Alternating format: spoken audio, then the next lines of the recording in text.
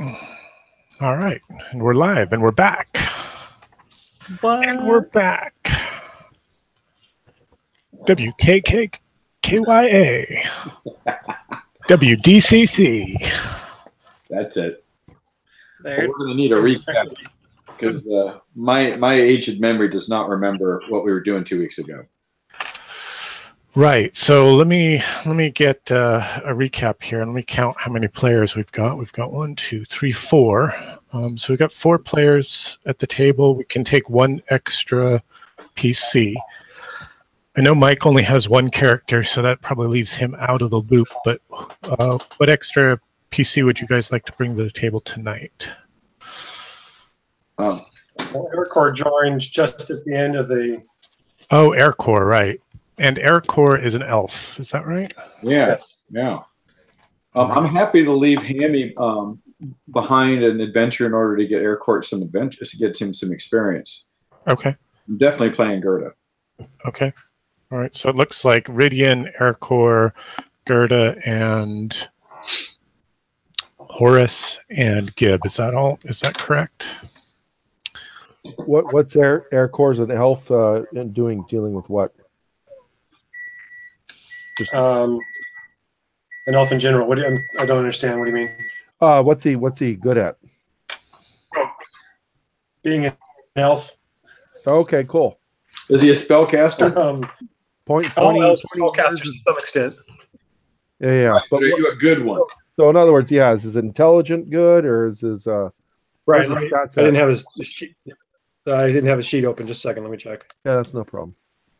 It's just a general question. Doesn't even need to be answered, to be honest.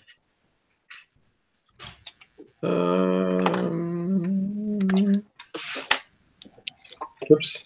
That's right. I need my character sheets. Yes, I know they're on the computer. It's not the same thing. He is very well built.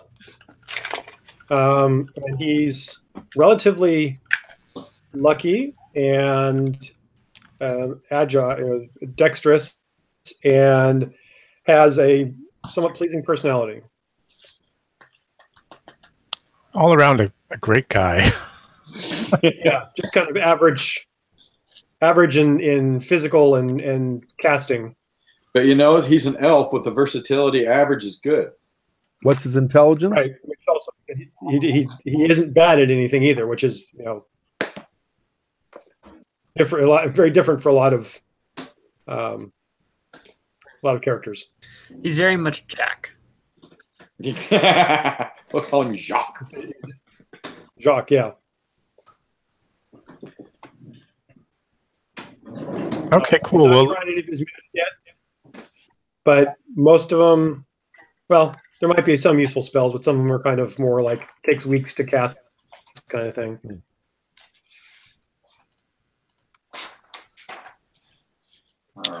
All right. Well, why don't we kick off tonight's session with the one thing we don't know about you? And why don't we start with Aircore, since he's relatively new to the party, correct? Yes. So, one thing you do know, because it's kind of obvious. You're not really quite sure what gender the elf is. Oh man, Nils is experimenting again. He's got a very the elf has a very ethereal beauty about it, and you're unsure. So there you go. That is very elven. Okay, and tell me how Aircore came to the land of men. You know, we had kind of rolled you into the adventure where you last week, where you had found yourself trapped beneath the dragon wall, which was extremely painful and terribly uncomfortable for you. But how do you? Give me a little bit more about Aircore, about where were they? What's the right pronoun? I don't know. I haven't How thought about does what is it? How does Arcor like to be identified? He, she, they, or something dumb like that? I can't remember. Lord. Arcor refers to himself as Arcor. It refers to itself as Arcor. Third person. Third person. Yeah, third person ref. I am Arcor. Arcor feels. Arcor is Arcor. Arcor is It's like hanging out with Conan. But I don't know. I'm not that familiar with how. I mean, or is there any really? No, it's up to you. It's, as a player, it's your vision for the elves. I mean, they could be fey creatures. They could be woodland elves. They could live amongst men. They could, as you like, right? Absolutely. But elves in my world do have special penalties, so to kind of offset some of their special abilities. Right. So we'll talk about those. Sure. Arcor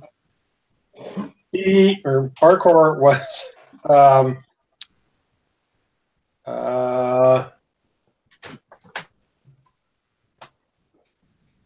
had spent a long time in the Elven lands, and had heard talk of was wanting to understand them better since they seemed to be taking over the world, and so was out and about trying to experience the humans.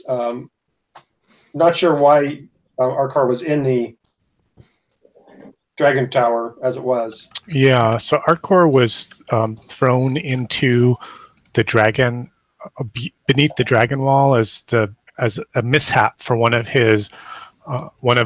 Arcor's investigations into the arcane and mystical. Okay. Did you roll a one? It was an accident, right? You rolled a one. And that's how Arcor arrived in this dark and dangerous place.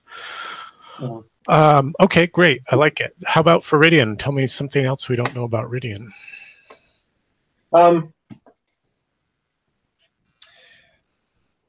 So one of his byproducts of the spell burn, I think it was, is that he's muttering something under his breath. Yes, he's constantly muttering to himself all the time. No one can quite make it out what he says. But it's discomforting. And annoying. What he's frequently saying, even though it changes sometimes, is the term Shredni Vashtar. Shugmi Vesta, Shugmi Vesta, Shugmi Vesta. Like that? What's Arcor's alignment? Shredni Vashtar. What? What's Arcor's alignment? Neutral. Neutral. Perfect. Thank you.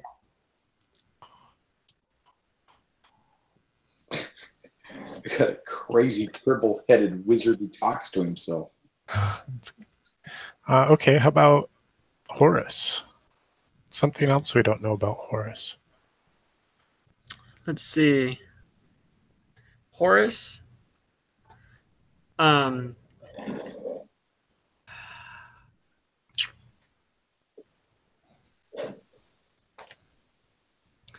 his youth, while an orphan,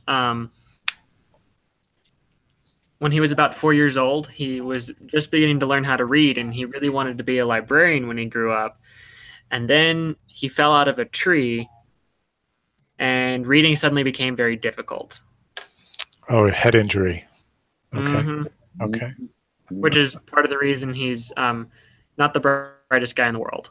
Right. What is Horus's intelligence? Oh goodness. It's low. I prefer to say it's not impressive. That's not terrible. No, it's not horrendously terrible, but he's a little slow in the uptake. Concepts are hard to grasp. Reading is challenging and difficult. Is that what you're telling me? pretty much. Okay. His dreams of being a library guy kind of just went out the window. Okay. Okay. Gerda, what's one more thing we don't know about Gerda? Gerda loves to cook. Oh, she's a bit of a foodie, is she? She is. She really is. It was one of the few things the monks let themselves indulge in when she was, being raised. Okay. And she loves making it. Just not really easy on an adventure. No, but she might be able to, make some porridge into something a little more than it should be. Is that what? Exactly. Spice it up a little. Okay. And Gib. Oh, I pass. Pass. There's no passing. Just tell us he's left-handed. Colors his hair. He's left-handed. All right, left-handed. There you go. You're on your own next week, Mike. Left-handed, but he fights with his right hand. Let's see. Well, if he fights with his left hand, it's over too quickly. Exactly. I'm looking for an article about elves. And I think I'm pretty sure it's here in my Google Drive. How to make elves unbroken. Yes, elves and iron. So Nils, did you have a question, Mike? Did you update what happened so far yet, or is that? I haven't. We will in just a moment. Perfect. Go for it. So Nils, canonically, elves have a iron vulnerability, and you may or may not have read an article that I posted to my Google Drive about of elves and iron. Iron rules for DCC. Iron is escapable, and iron is poisonous. Iron kills.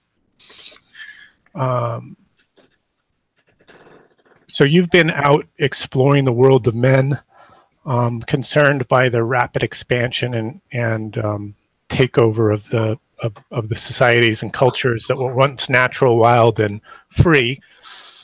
And you are currently level which? 2. You are currently level 2. So at every level, you need to make a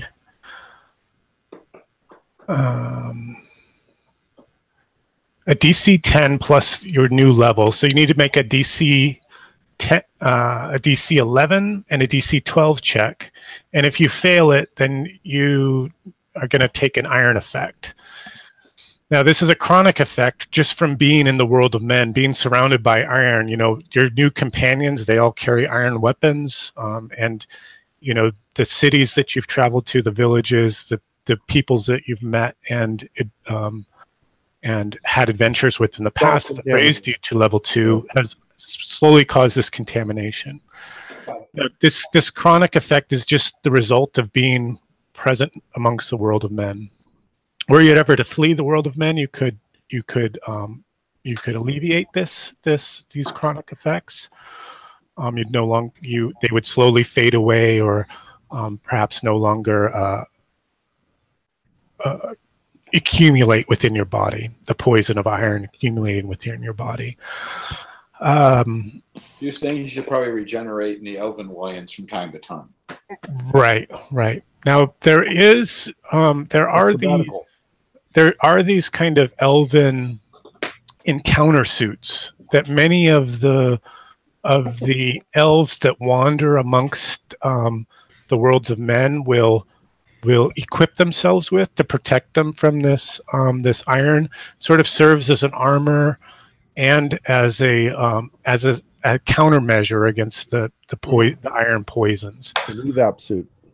But they're extremely expensive and difficult to obtain. You've not even seen one. You've seen drawings and books and heard tales of them, but nothing that you've ever observed on your own. Okay. So why don't you go ahead and make your first check for when you reach level 1. Right. So DC 11 stamina check. DC 11 stamina check. So you can apply a stamina modifier if you have it. Actually, I do have a good one. Just a second. Well, you've built up good stamina by being in the world of men. So. Right. Probably why he's been out wandering amongst the world of men. That's right. Right. So we've got... Yay. Okay.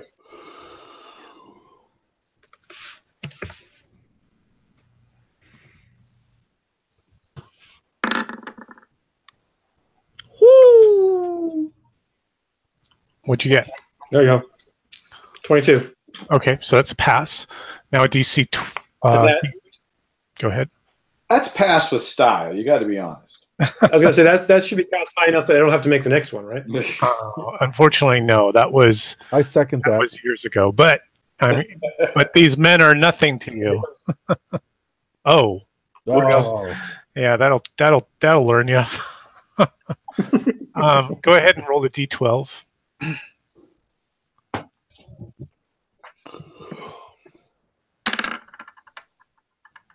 And you can add your stamina modifier as well. Did you get So it'll be a 3. a 3? Oh, not good. Very bad. Not Or 1. Yeah. I rolled 1, but yeah, we So this last year of wandering in the world of men, and perhaps as a side effect for this failed spell that you were trying to research on your own, you've become orked out. You've grown some weird orcish facial features, like a big pronounced brow and a big bottom lip and a tooth that sort of hangs out, like a snaggle tooth from the bottom. It's not a top snaggle tooth; it's a bottom snaggle tooth. But you do gain a D3 strength while losing a D3 personality. And your skin's become a peculiar shade of green. Not quite orcish green, but more like a kind of like a pale, creamy green. Would you call it an elven green? Oh, yes, an elven green, quite. So a D3 strength and a D3 personality loss. Strength gain, personality loss. well, my personality was kind of high to start off with. Fortunately. Only them that have it can lose it.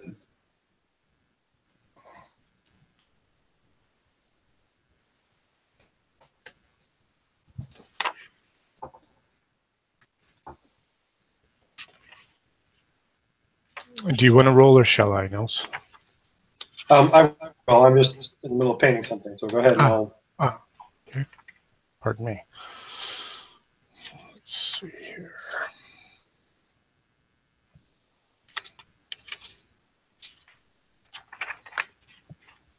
All right. So, how about a recap for you all? Would that be helpful? That would be fantastic. All right. Let's see here. Oh, that's the battle map. I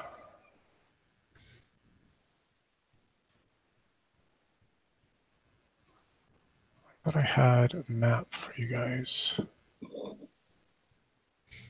that we were working. Oh, there it is. I see it. I'm going to bring you over to the first map that we had dealt with, right? Yes. And you'll remember that you had been pursuing those black-robed figures out of the swamps of Kingspire and into the hills surrounding Landon town, and pursued them for many days. You did, until you finally got into the high hill country and crested the hill one morning to find them descending into a cave mouth. And this cave mouth strangely resembled a dragon. You all pursued your quarry into the dragon mouth and into the cave of the dragon, and down some huge giant stairs where you encountered some strange webs which left you with peculiar sensations and memories, and then into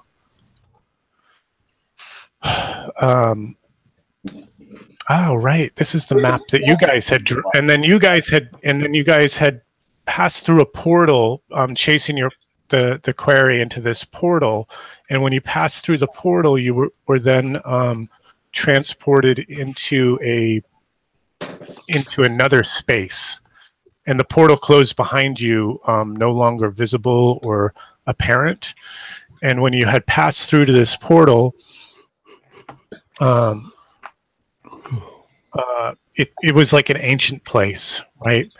rough-hewn stone walls, irregular floors, and things like that that once looked as if they had been remarkable and fantastic, but now had sort of aged and been worn with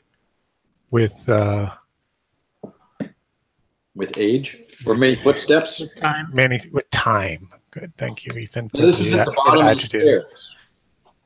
Correct. So this, remember, you had come down. You had all come down through, come into the cave mouth, and then come down to the stairs, and then descended those stairs. You've probably seen the area that I'm presenting on screen. Yep. And we ran it like hell as this dragon. And then there were those, and then you had the encounter with the stone dragons.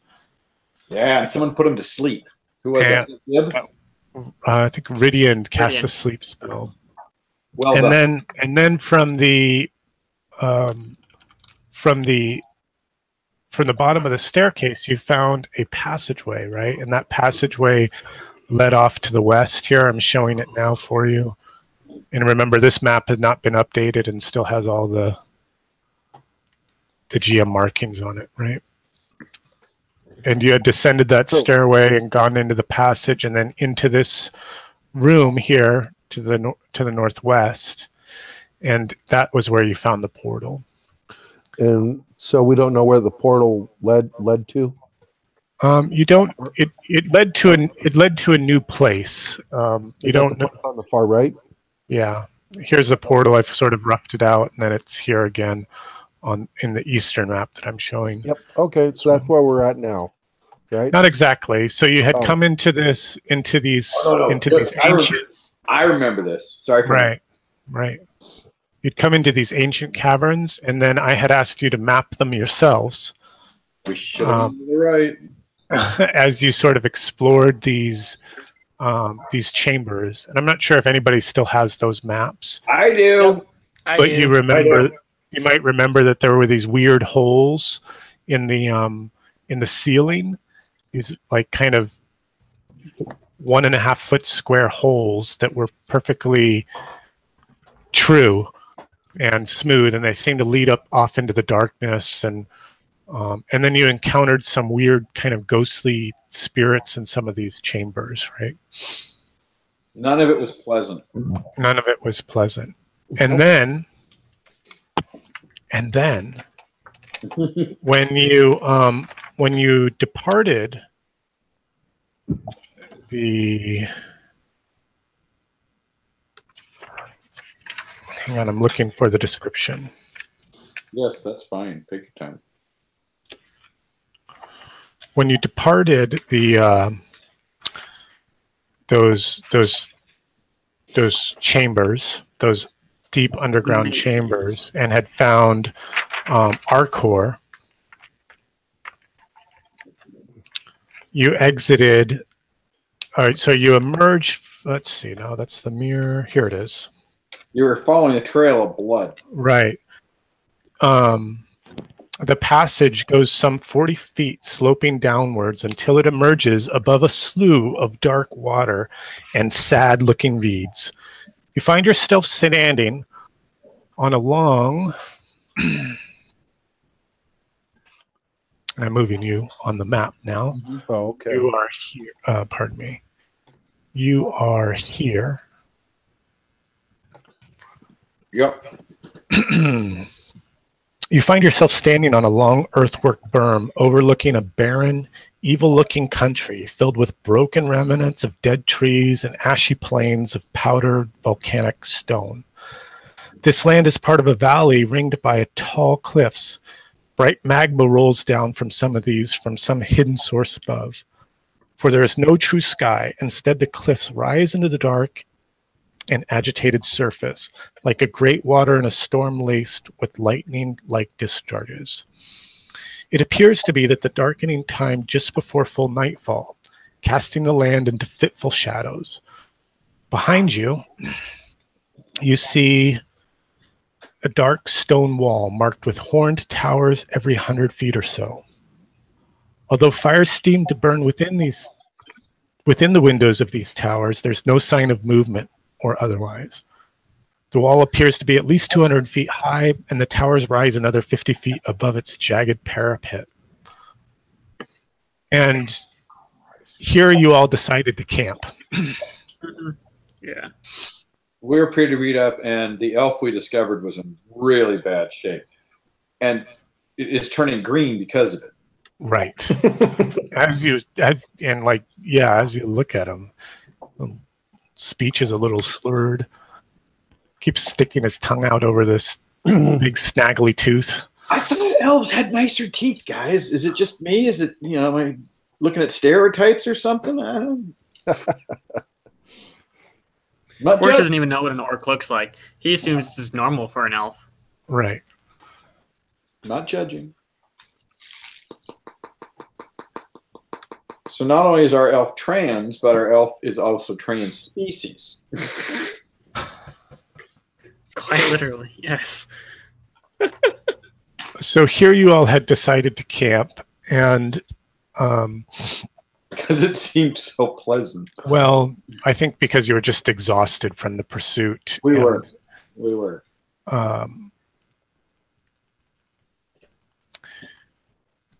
And as you kind of look out to the west here, you can see this sort of elevating plateau and a strange statue off in the distance. Looks kind of dragon-like. These squares are 3 miles wide, which means that you can travel 1 square per hour. That statue is massive. The swamp that I was talking about, the slough with these kind of black brackish waters is here. And these are the lava flows that are pouring out from the cliffs that surround you. And here's the wall behind you. Right. To the east. High iron content, apparently. Mm. I feel like we're in a Death Clock video. Absolutely. We need to write a song about explosion. A dragon in the giant statue dragon. Before we'd actually gone through the mirror portal thing, the room that we were in had like 2 engravings on either side, one of a dark place and one of a happy place. Right? We went to the left where the dark. We went to the left, which was the one that corresponded to the bad place. Yeah. Okay. 2-2. Just taking some notes on my side. If you guys have questions about this environment. Oh, and when you wake, those of you which are spellcasters feel a strange weakening come over you. For it must be the 4th day of harvest, which is a -2 spell check penalty. Ooh. Clerical as well. Remember, 7th day of harvest, we bring the cleric back so he can summon food of the gods. And you know from your astrological calendars that these dark days of harvest will bring yet an even more severe penalty on the 5th day. Though there will be a rapid improvement and then a leveling following those. So, but for today we're at a -2, right? Correct. And that's clerical as well as magical. All spell checks are -2. So Arkor is -2 casting. Looks like an orc. Still overcoming the iron sickness. Orcish like attributes.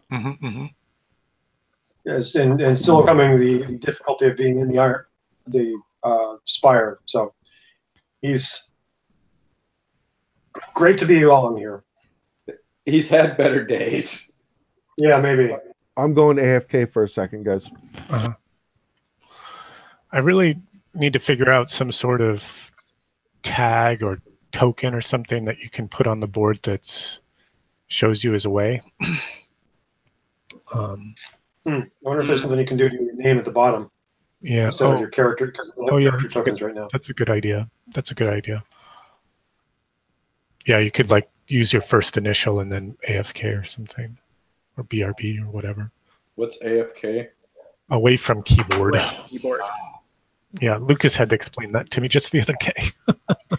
It's new lingo. It's hip kid lingo. But I teach middle school, they're too young to be hip. They're just annoying. Lol, LOL, please. No, they just like emojis. Oh, tell me about it. I get these 2-page texts from Grace that are all emojis. I love it. I don't. You're such a grumpy dad. My wife sends me 2-line emoji texts.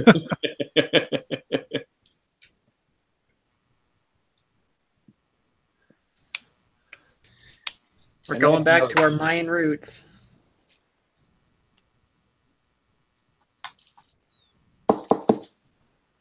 All right, 2 units based. When they're dry, they're going to get grasses. And I even left space on one of them to put a D20 to track the wounds.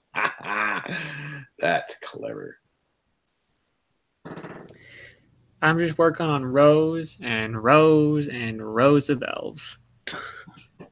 Well, I got 4 regiments right now lined up, and they look fucking great. I mean, just a whole line of undead. You know, it's just creepy as hell. Oh, when I get these done, I'm going to be happy. I've got 3 regiments of swordmasters. I know where you can get some nice regiment bases. Yeah. But honestly, my favorite part right now are the dragon princes that I'm working on. I'm just loving how they're coming out. Oh, you should be proud. Those are a beautiful job on those.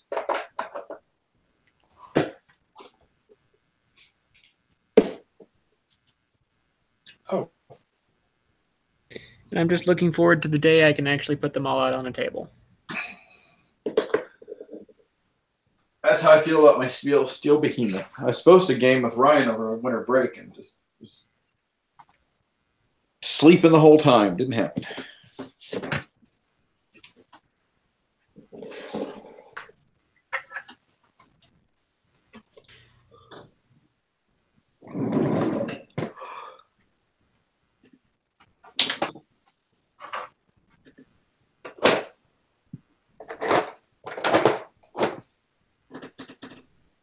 I hope we don't die. I kind of like Horus, which is bad, but Yeah, it's always unfortunate when you like your characters because then they die. mm-hmm. But the elf in your game lived. I mean, not the elf, the dwarf in your game lived, and I really liked him. He was fun. I was amazed at how well the short people did. Yeah, the hobbit and the dwarf both survived. Both my elves dead.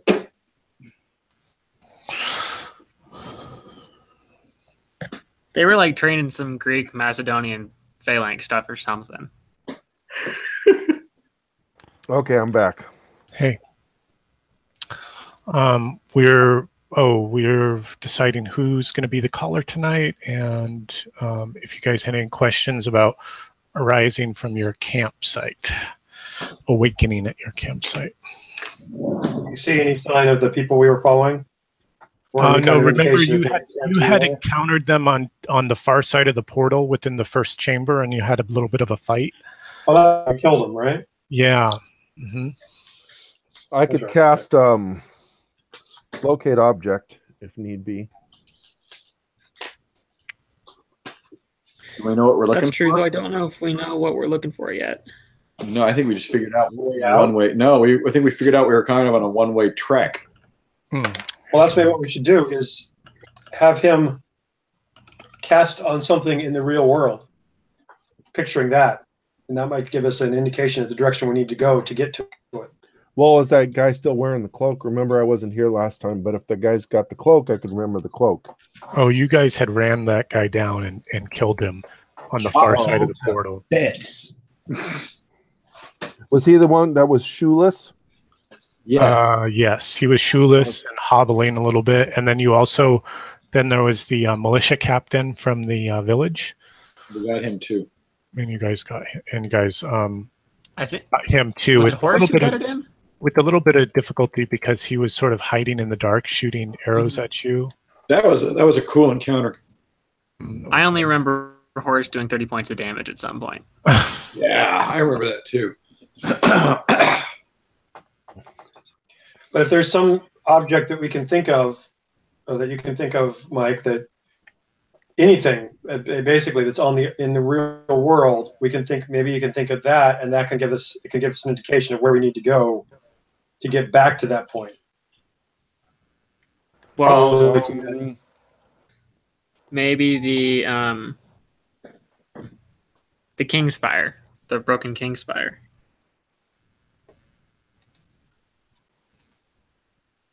Or, I mean, are we still carrying the tapestry around and all that stuff, or do we set that stuff down somewhere? I do have the tapestry. Okay. I'm just thinking if we left that on somewhere on the other side, then we could focus on that. But We should look at the tapestry and see. Well, I mean, technically, Garrett has the tapestry, and he's kind of like in the ether somewhere, appearing back and forth. So we're not appearing in the film. Well, you always figure if you're not playing and they're just sort of backup, they're taking care of camp, they're helping with the packs or whatever. They're just not in the immediate adventure circle. Mm-hmm. That's how I see it anyway. So there's a chance they might actually be outside. Well, don't do that, because then we're going to need him, and Aaron will say, sorry, he's on the outside. So we're not looking for the guy anymore? No, you found him and killed him. And when you did, when you encountered him on the far side of the portal, he had strange things to say to you. He had this kind of crazed, wild look in his eye. His hair was like this. He had red hair and pale, splotchy skin. Really young too, to be like a cult leader. And he was sort of laughing at you and taunting you about, providing sport for the gods of chaos, for the court of chaos. And this was the guy that sent us back into time, the previous time? Right. That was our theory. Oh, okay. So everything's taken care of. We got that guy. Yes. In your guys' last setting. Yes, we did. We aced him. Got it. And we got his partner's huge fucking bow, too. And he didn't have the mirror that we're looking for. No. All on top of that. Nope. So now we're kind of lost, and we're trying to figure out a way to get home. Mm-hmm. Exactly. We're not lost so much as we don't really know where we are. Oh, right. Big difference. Mm-hmm. Not all who wander are lost. But most are. We know how we got here, and that's 50% better than the alternative. Right.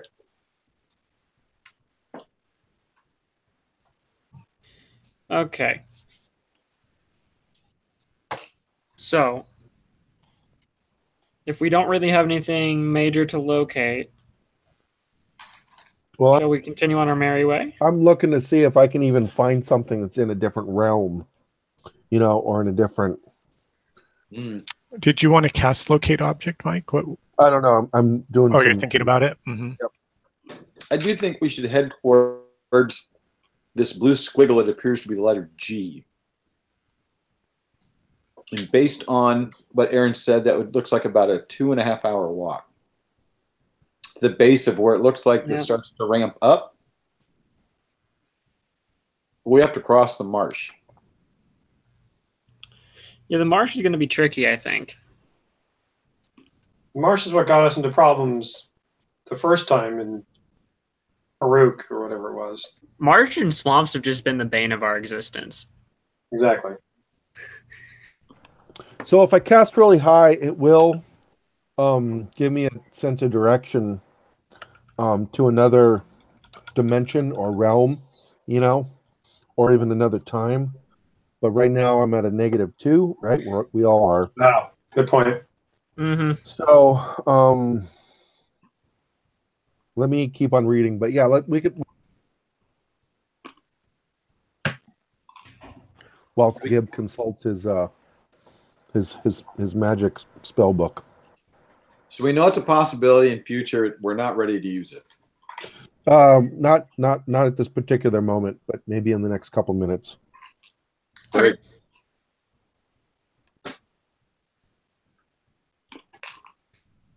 Well, And shall we begin making our way? Former GM. What? Do you want to be caller since you were the former GM? No, Sounds no. good.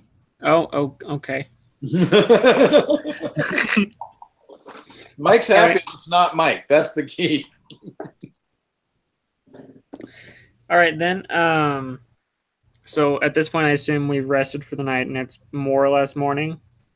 Yeah, although there, it's this weird kind of sort of twilight sky with this strange kind of lightning cracking across this dark purplish haze, and then magma pouring down from these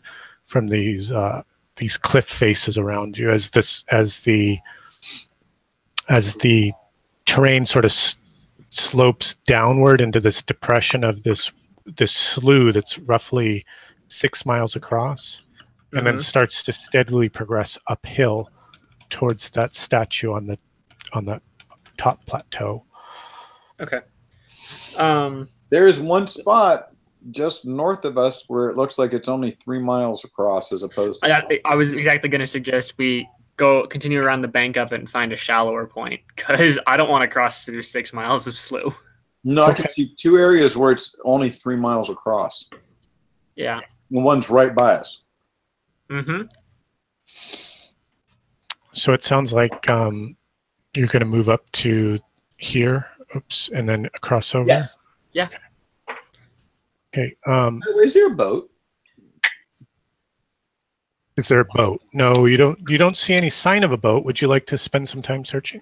No, I didn't want to miss the obvious because we didn't ask.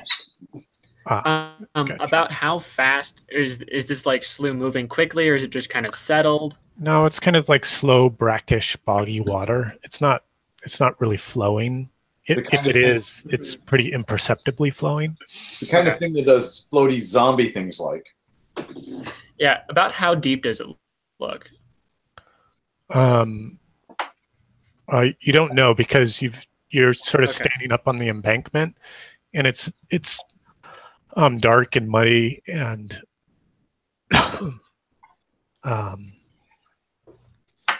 Yeah. Can't see the bottom at all. Does anybody have a spear or a stick or something that we could use to try and find out how deep this is before we step a foot in and sink all the way to the bottom and drown? I believe Spear Core has fights with a spear, so let me confirm You can that. stay on this eastern side of the bankment as long as you wish, following along the edge of the wall without descending down into the slough. Or you can plunge off into the slough directly to the west, or you can move your token as you wish, but just move it 1 square at a time. Mm-hmm. It just looks like we're going to have to cross the slough at some point, so... Mm-hmm. So you're trying to think figure about what's the right way to do that. Okay. Yeah. So if Ericor's got a spear, then why don't we have him come up and test the depth of the slough, at least not from the bank. Okay. So Arkar testing the depth of the slough. It's soft and it's muddy. It's maybe 2 feet deep at the edge of the embankment here. Okay. Then I will suggest that we go ahead and cross, but we have our spearman lead the way, continually poking in front of him to watch for drops. Okay, we probably need a marching order. Let's see. And I'm guessing that Arkor doesn't have a token. Oh, Arkor does have a token. And Ridian has a token. And Horace has a token. Because if there's one thing I've learned from my jamming and my broken bridge and stuff, you'd never be too careful. And Carita has a token. And Gib has a token. Gib. That would be Mike, who's the first character. Why didn't that work? Do I not have a token associated with you? Well, There it is.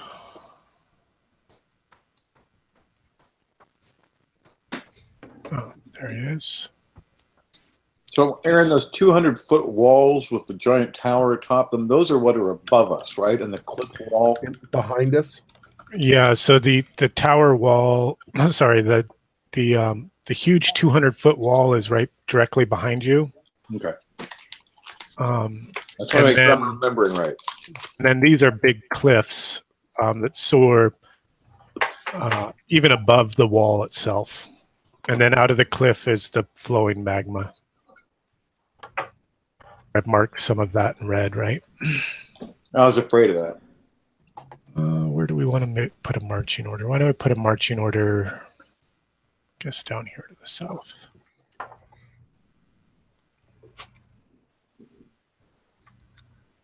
We'll put it at the sort of the bottom of the map here that I have showing. I'm going to reveal a bit more for you guys to work with.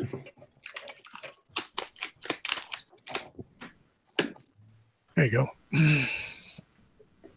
Oh, cool. Let's see. I have Gerda, Gib. That's pretty. I guess we'll just use this. I could draw a white box. Draw a shape. You have the power. I have a lot of power. There. Draw a shape. I'll make it white. I'll fill it in with white.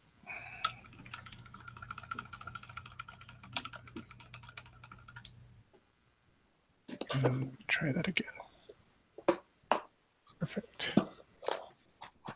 And so you were saying that there's a wall behind, a giant wall behind us with like windows in it, that there's things burning in them. Is that right? Yeah, like torches or some sort of fire burning within these towers.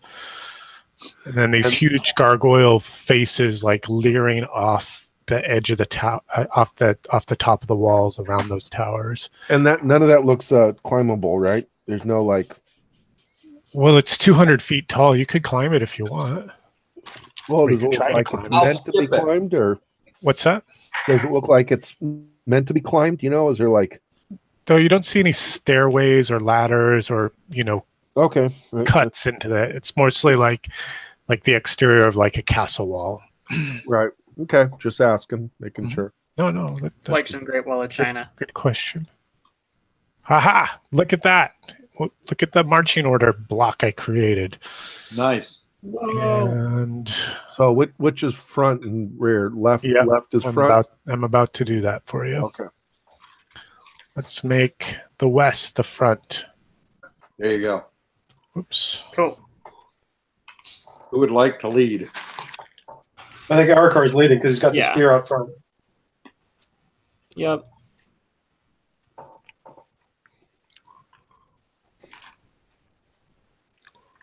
Shall Gerda bring up the rear? You want her in the middle? I'll take middle.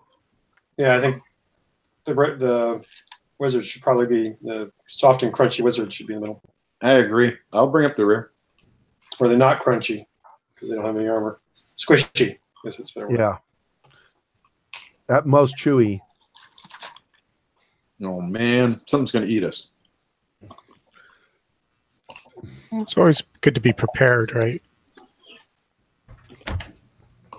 Yeah, we should So- really start checking the tapestry on a daily. So I would suggest that we actually go to farther northwest to that narrowest point and then travel 45 degrees, to get it to be Yeah. not, well, that'd be even too long if you go farther up and then Mike, you can draw on the map with Oh. that ruler thing, or even draw with the paintbrush. Okay, let's try this out. I've got half the marching order done for you all down there at the bottom. Peter, Ethan, can you sort out the rest of it and any spacing that's appropriate? I do not have access to the character. Oh, you do not. That's unfortunate. Let me rectify this problem. Yeah, I don't either. Sorry, guys. It's okay. So we either do that, in my opinion, or That seems reasonable to me. I like the first one, the closer one. Because I think the closer one's nicer because it also puts us not far from this little blue G, which is at the beginning of this climb we're going to have to make. Right. I think also coming across the first junction saves us time because if each of those squares is 3 miles, on the bright side, we have significantly less time in the slough, but at the same time, we lose a significant amount of yeah. Okay, the first path is what Gib recommends. Okay. But you don't know how fast we're going to be traveling across slough water. That's true, and 2 feet can hide a lot of dead zombie thingies.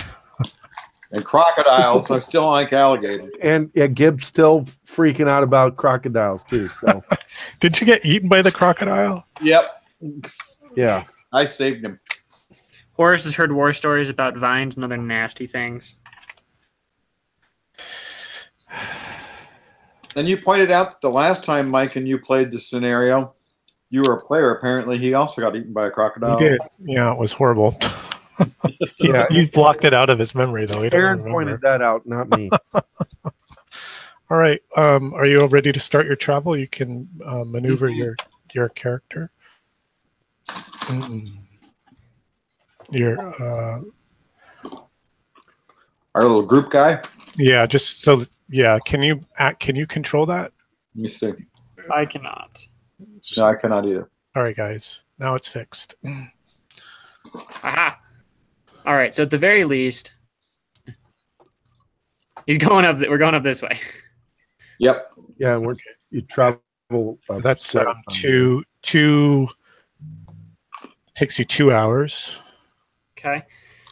Now we have the final decision. Moving at a normal walking pace at 3 miles an hour. You could double time it if you wish.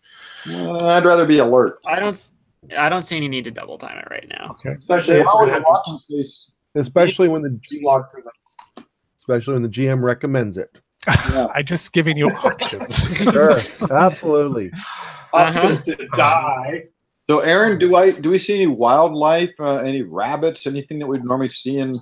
You haven't seen anything, right? Other than this, and it's noisy out here too, right? The lightning crashing and the magma rolling and steaming.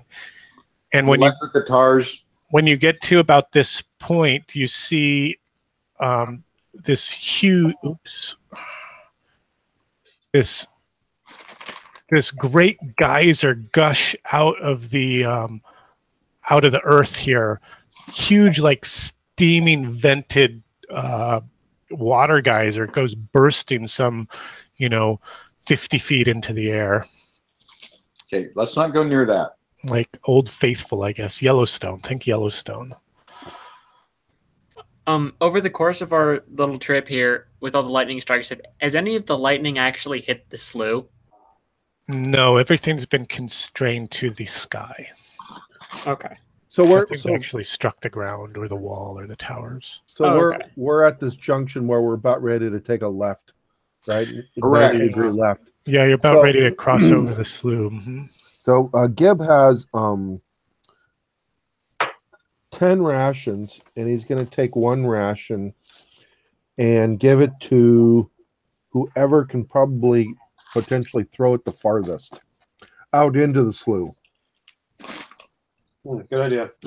So does anybody have, would that be a strength call, or what would that be? Yeah, that would be like a strength check. Maybe we would roll a feet. You'd roll a D10 plus any strength modifiers to see a D10 plus strength modifiers times 10 to see how many feet it could be thrown into the. So who has more than 14 strength? Not I.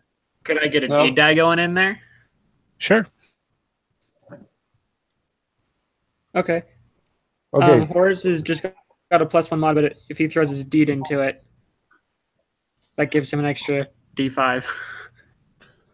Okay, so yeah, Gib has to go off, though, Ethan. Right. Okay. Gib's going to hand him a,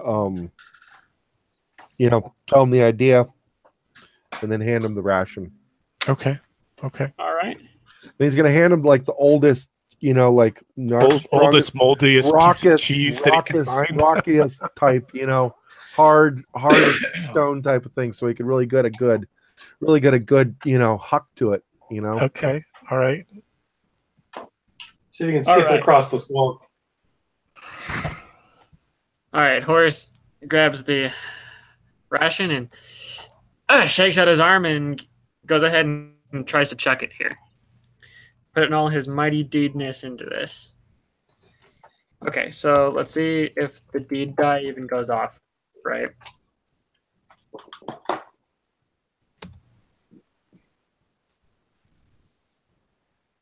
It does go off. Yeah, that's an extra 40 feet. So a D10 plus 4 plus strength. Okay, so that's going to be 9, 5, 10. 10, 100 feet. So this moldy loaf of bread sails, and it's hard too. That's how he got to throw it. Exactly right. Yeah. Like an old moldy kind of roll or baguette kind of thing. Yeah. That's been where you had stuffed some hard cheese down into the middle, so it gives it some nice real center of gravity. Yeah.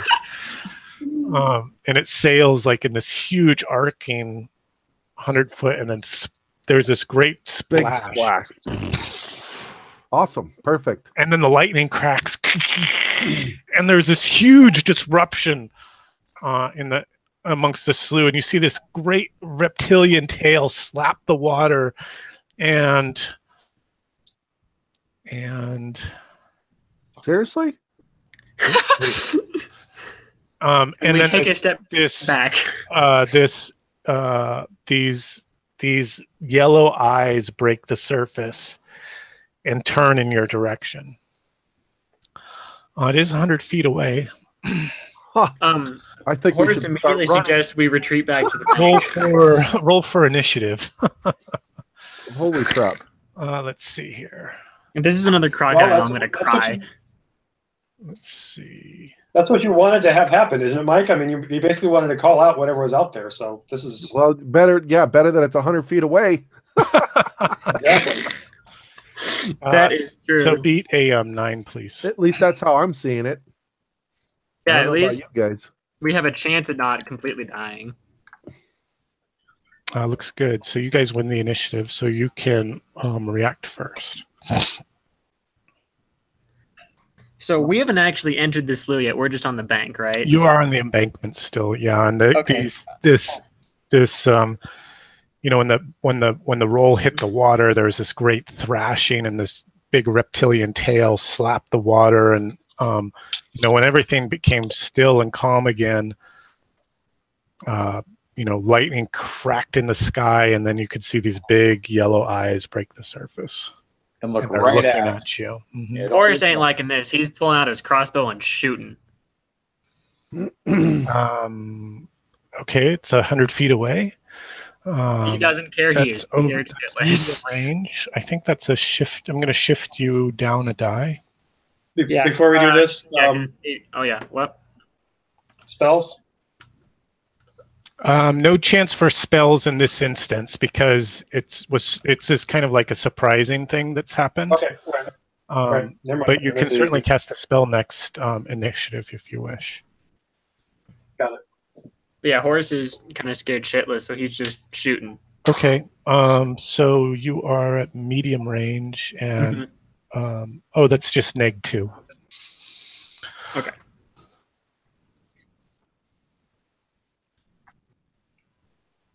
And then it's -2.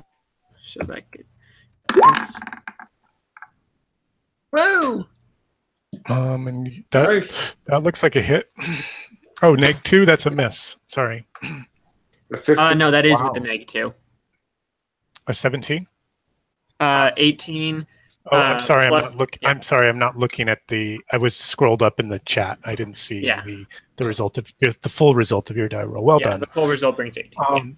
That's it. That's an 18. That's a hit. Mm-hmm. Go ahead and roll your damage. Yay! 6 plus My character's back up behind Horus. Oh. It's the +2 for the D9. Yeah.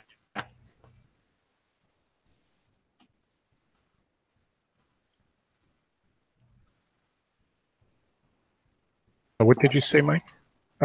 Ed Mills. So my character's back up behind Horus since he's pissed it off. Okay. Okay. That leaves Gerda, Arcor, and Gib. So I don't have the range entered in the character sheet. Which weapon? Longbow. I have my trusty GM screen open. That is trusty. That's medium range, so you're -2 as well. All right, so I'm a +2 -2, so that's an even roll for me then. Mm-hmm. Oh, it was almost a 20. I liked it as a 20. Let's do that. Any mods there? Oh, you were +2 -2. Okay, so that's a miss. The arrow splashes short into the water and disappears. Don't forget to cross your ammunition, guys. Oh no, God, thanks.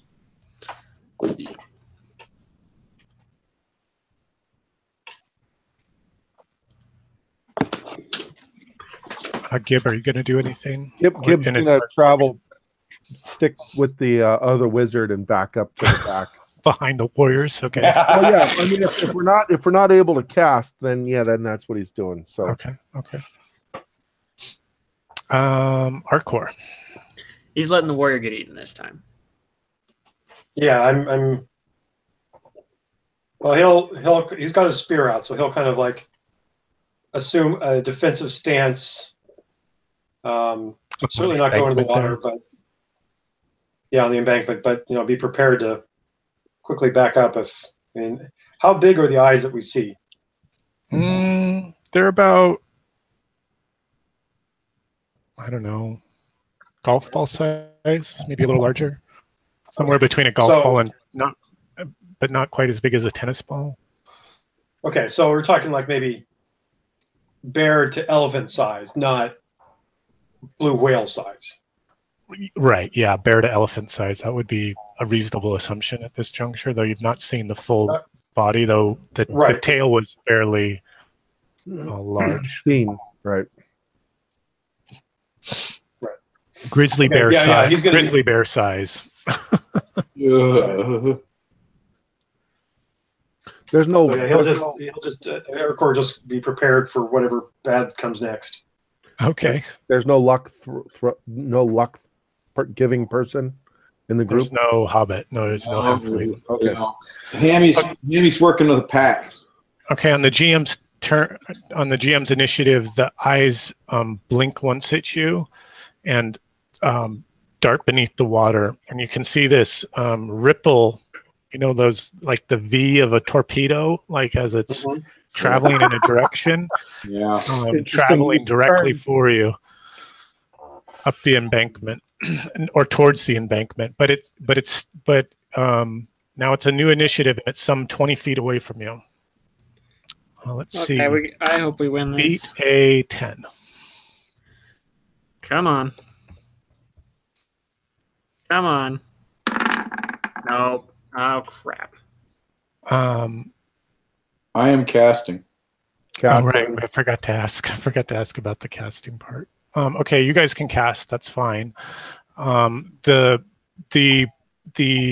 torpedo-like wake speed goes even faster, and then this large crocodile bursts from the water with its jaws open.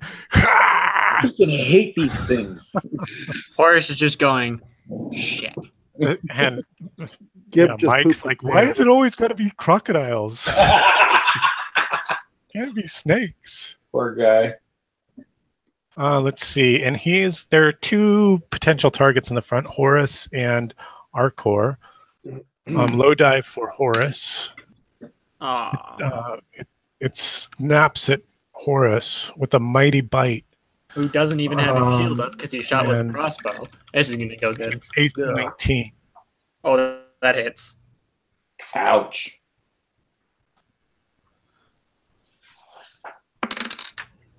And it does, looks like 4 points of damage. Okay. Your guys' turn. That's you, Gib. 13. Spellcasters, do you guys want to cast? I don't want to go first. Go for it. Okay. I'll try paralysis. From Gerda. Okay, great. Okay, and so it's a -2 for the day. Mm-hmm. So that basically... I'm level 3, personality is 16, so it's a +5 at a -2, so I'm at a +3. Correct. Oh, again, I like that 16 much better. And that's a point of disapproval. Yeah, your first point for the day, right? Yep. Mm-hmm. Okay.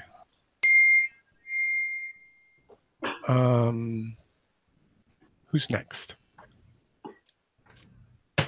Any other spellcasters? Or do you guys want to wait? They're both like hedging their bets. Like, are you going to do it? Are you going to do it? No, you do it. No, you do it. But after you. All right, let me. Gib's gonna cast Eckham's Mask. All right. Make this simple.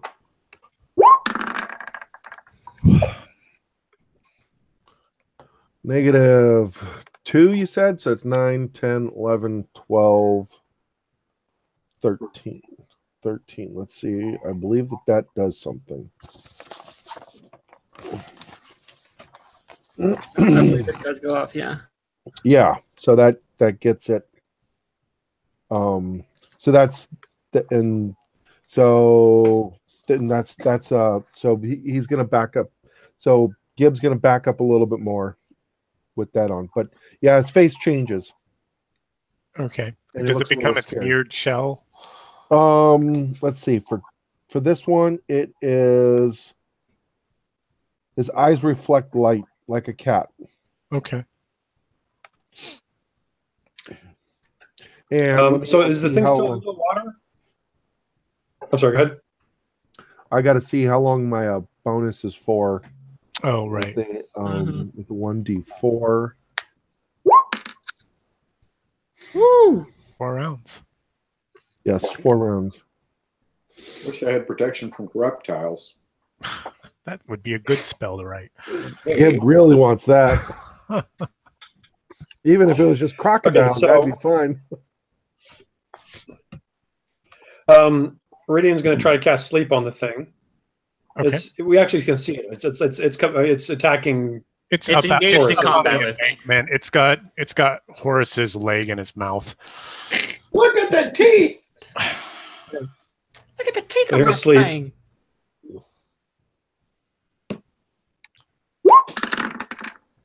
Yeah! Wow. But that didn't include the -2. Well, it's still a natural 20, but I like the add additional +3 to your spell check roll. I don't know what that is. I didn't know that was a thing.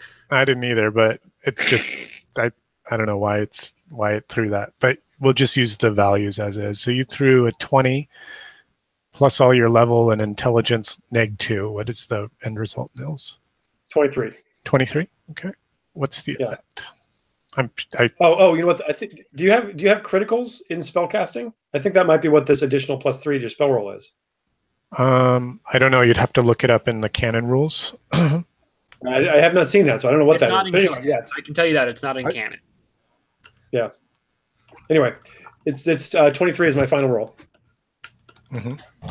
Do you have it open? Because I have it here. I don't. All my books are upstairs. Up to 4 targets must save or fall into a normal sleep for 1d6 hours, or 1 target can be placed in a supernatural sleep for 1d4 hours. Well, we can make him into a boat. While normal sleep can be interrupted by normal means, the supernatural sleep can be disrupted only via dispel magic or similar cancellation effects. Both normal and supernatural sleep must have a specified interrupt condition which automatically awakens a target. For example, being kissed by a prince. The caster must It's a crocodile kissed by an elf.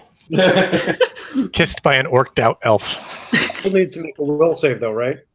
He does, but he can't beat that. You can't beat a 23. Well, I mean, he's a big rock crocodile. I don't know what he's going to get. I mean, yeah, he doesn't have the mods to beat a 23. He's going to be one of my skeletons who has a mod 17 or some crap like that. That is a legit point. That is a legit. Yeah. So the crocodile bursts up out of the slough, chomps on Horus. The spellcasters step back and start incantating, and Rydian's like booming voice. It's the cracking lightning behind him. Fall to sleep. And like, it's because it's like my chaos element. Yeah, it's like his arms or his four legs go out straight, and his tail gets erect, and he just flops over on his side. And this is magical sleep, right? Yeah. So I can kick him. So how many hours? Like D4 or something? 1d6. 1d6 hours. I'll double check. There's 1d. Maybe it was 1d4 hours for the big one. I thought that was the mystical sleep. 1d6 hours. I think you're right. I do think you're right.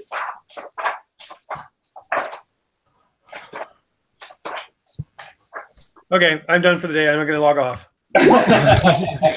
My work here is done. Yeah, See you guys on the Yes, side of the you're portal. correct. 1d4 hours for the supernatural. Okay, so Yeah, that's 1d4 hours. 2 hours. Yep. As a boat. Right, but I don't know that 2 hours is going to get us all the way across. We can do 3 miles in an hour. Yeah, let's kill the thing. Yeah, I think at this You wanna point, kill it? if we don't kill it now, we're gonna have to fight it again later. Gibbs like, no, you kill that fucker. Those things are dangerous. Horus will take his sword and take it and just try and just drive it straight down into the center of the crocodile's head. Okay, yeah, it's pretty easy to dispatch with it. A quick, painless death. Well, I wouldn't say painless. Wonder if we can fashion his bones and skin into a boat. If you want to spend the week, Spend a week, wait for more crocodiles to come up out of the water. We're taking the tail with us, though, because that's good eating. Good idea. Besides, we can throw it out in the marsh to distract other crocodiles. Yeah, that's the question. Are there more crocodiles? You hear Gib say the No, thing. You hear him say something like, sometimes the crocodile eats you, sometimes you eat the crocodile. Gib's going to be eating some crocodile. Oh, are you butchering it up for some rations? Yeah. Oh, yeah. We're going to... do you want to take the time? It takes a second to cut a hunk of tail off. Is that It's a pretty big tail. You just hack the tail, yeah. Horus will take his sword and with a mighty deed slice the tail off. okay? Roll me a d6. Let's see how much edible rations that might be.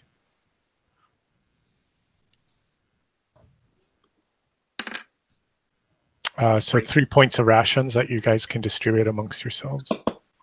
I want Want one. to spend a little bit more time? You could try to harvest some more of the choicer cuts, right, from the flanks, and Right. But it's it not, would this, is you not, require kind of skinning through the thick alligator hide and things like that. this is not Kingdom Death. This was more for Gib to have some payback. Absolutely. Gib has to have one of them. Yeah.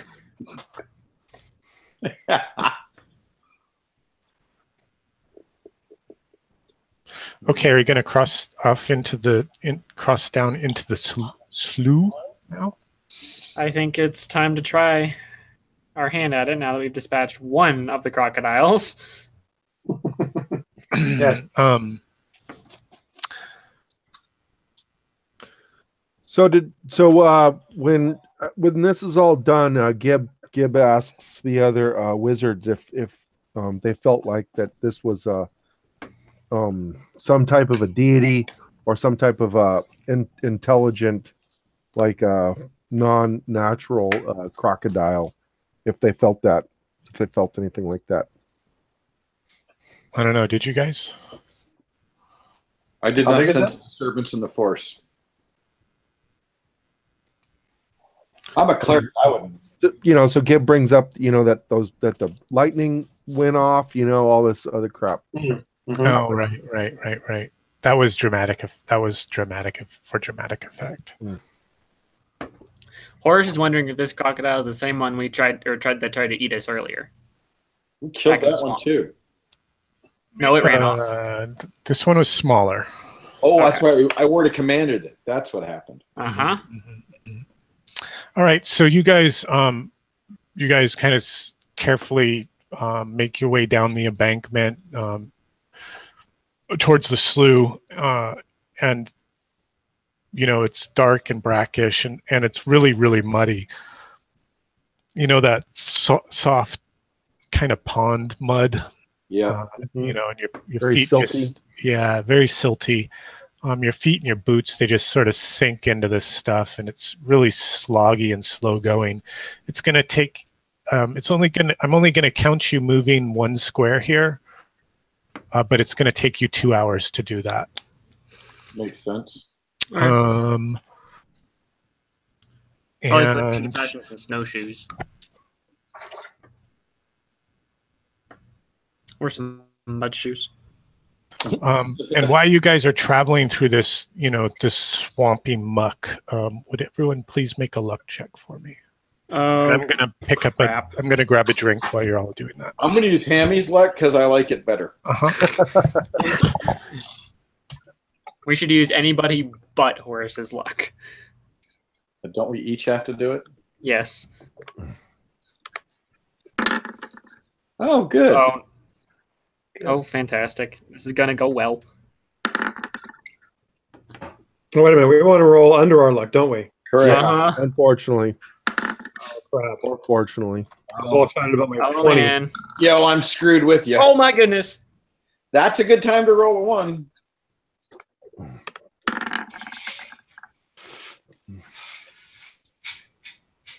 Horace made his luck check. That's never happened before and will never happen again. Horace has a luck of 4. Well, Nils, you're not alone. I'm with you. With whatever's happening. Yeah. Gonna get Gib distances himself a little bit from the teaching. seemed to be a little unlucky that day.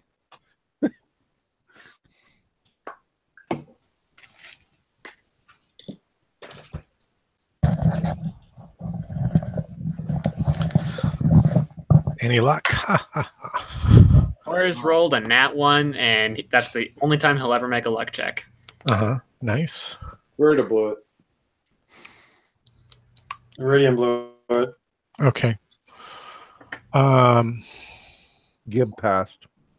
Gib and all right, great.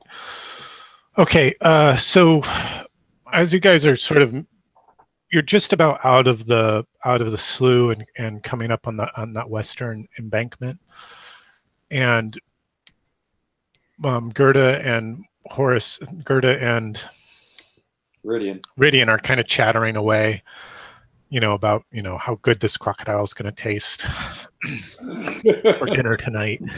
Tastes like chicken. And That was you a both curse, man. step into a deep, what feels like a deep hole, but it's there's a sucking as your legs sinks even further and further, and you're caught in quicksand. Oh, wonderful. Both of you need to make a reflex save. Oh, good. I have a bonus to that. Oh, less your armor.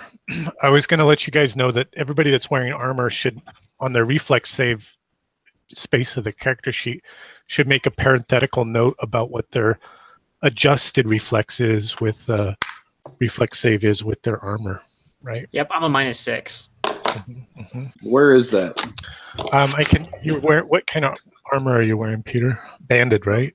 Banded, yeah. And you're carrying a shield? Oh, I see. It says +6. Yeah, are you carrying a shield as well? Yes. And you have a helmet? No, not listed here. Okay. So you're -7 to your reflex checks. Your check penalty is -7. Oh, I see. So it's an 8. Oh, it's a 5, isn't it? Because I have a 3 because of my agility 16. Yeah, so your armor sort of drags you. You know, you can't. You know, did Horace pass? No, we don't know. Huh? You passed. Peter passed. Horace was passed with flying colors. Not I just passed. I meant Ridian. Did Ridian pass his reflex save? What's he supposed to get? He's supposed to get a 10. I just 10. made it. Okay, So- so you guys both kind of quickly wrestle yourselves. Maybe the two of you together are like holy shit. They jump into Tell each me how you make it out of these sucking pits of black mud and ooze.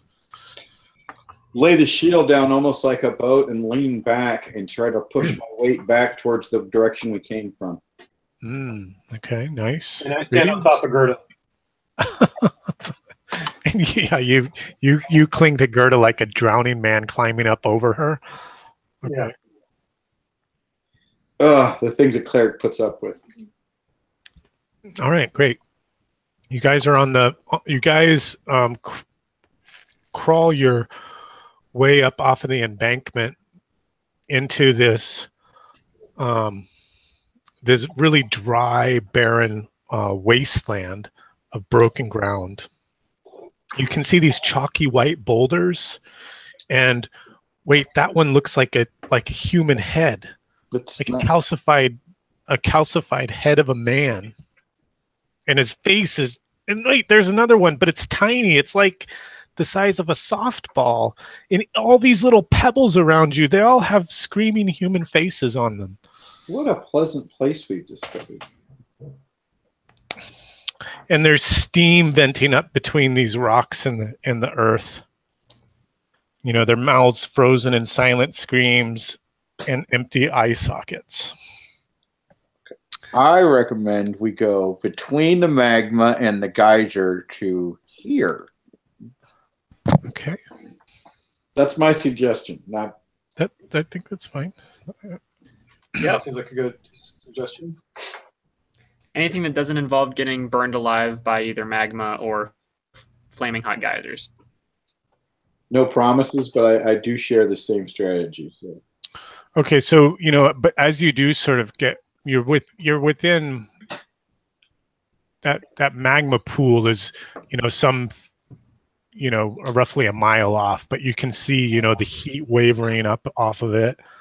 You know, and these slow moving streams that sort of pour down from the cliff faces, you know, as they're marked here on the map.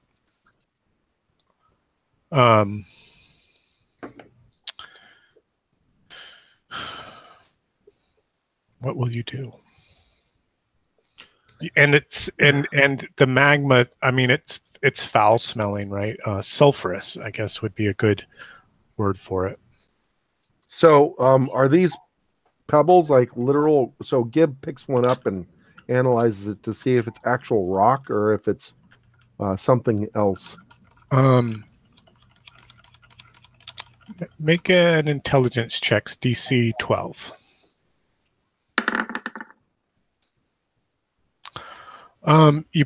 Yeah, that looks like with your intelligence mod. Is that a +1 intelligence mod for you or +2? Yeah, +1.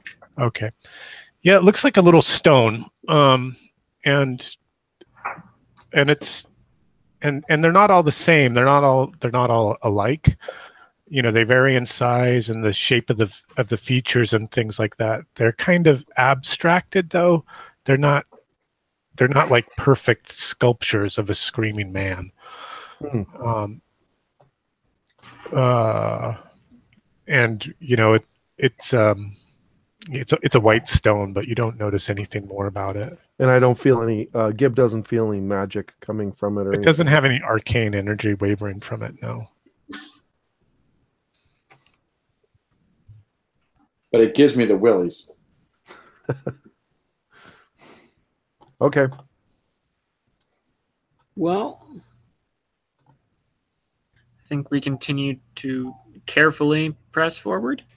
Yeah, I'd like to avoid squares that have anything marked in them because that's usually not a good sign.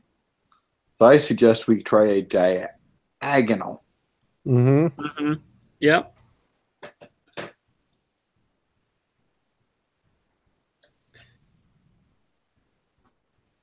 Out of curiosity, does anybody happen to have any spare cloth or anything that we could potentially wrap around our mouths and noses to potentially not get killed by sulfur poison? Good idea. Everybody make a DC 5 fortitude check, please.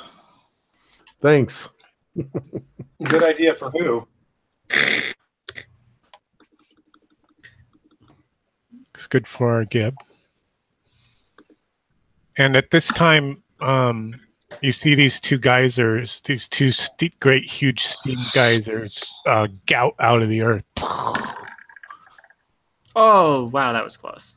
That was close. Of course made it.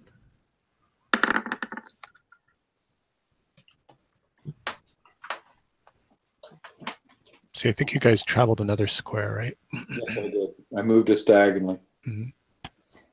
I made an It looks like everyone failed. So, Horace, you know, as you start coughing and you collapse to one knee and you ask your companions, who has rags that we can tie around our faces? The smell is terrible. Who all? We're We all supposed to- failed? No, No, you all I didn't. passed. Horace almost failed. Oh, got it.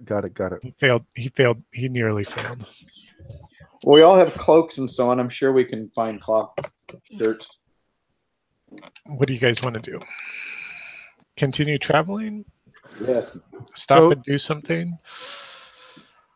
Cover our faces so we're not breathing this crap. So does this go down? Is that going down? It's going up. That's It's going up. ascending. Mhm. Okay. So So I guess, This side over here, looking off to the north, though, you can see that this is like a canyon almost. Right? It goes down and then it goes up. So Gibbs gonna recommend that can we see over where I drew the blue line? Oh, yeah, sure. Let me reveal a little bit more of what you can see there. Hold on a second. My dogs are going to flip their shit. And at the same time, Gibbs gonna look around to see if there's any like intelligent like movement type of thing, or like footprints of humanoids, or like ladders or paths or anything like that.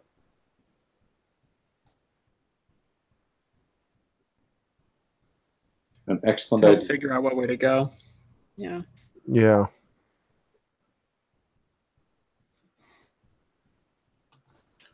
Yeah. Gibbs gonna. I say we do that. We go up here. This thing's gonna get us. I don't want to be eaten.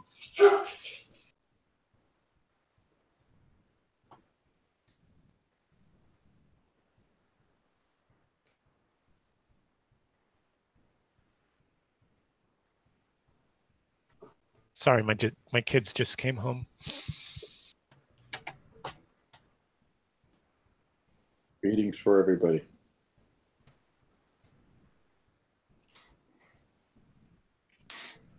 Okay, so you don't see any tracks or anything like that. Let's see, you've gone 1, 2.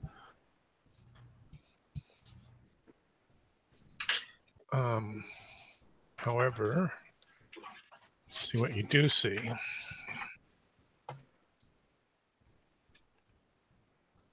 Like funky doom dice.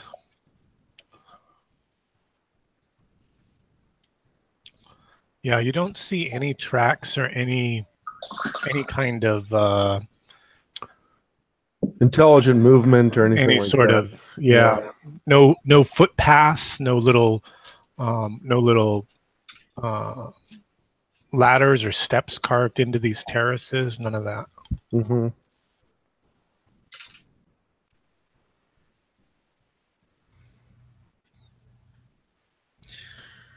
Okay.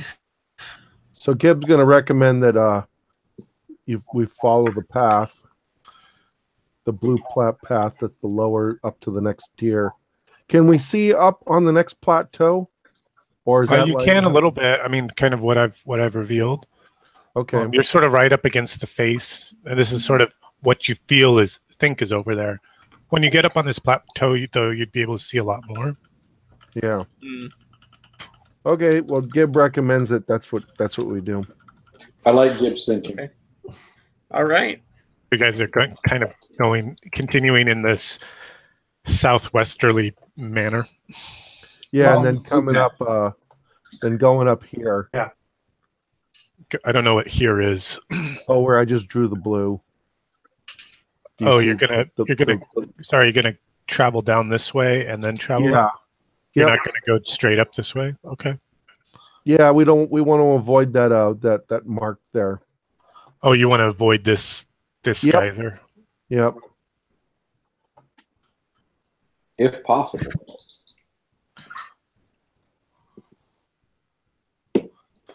Let's see. So I have you guys going like this and like that. Is that correct?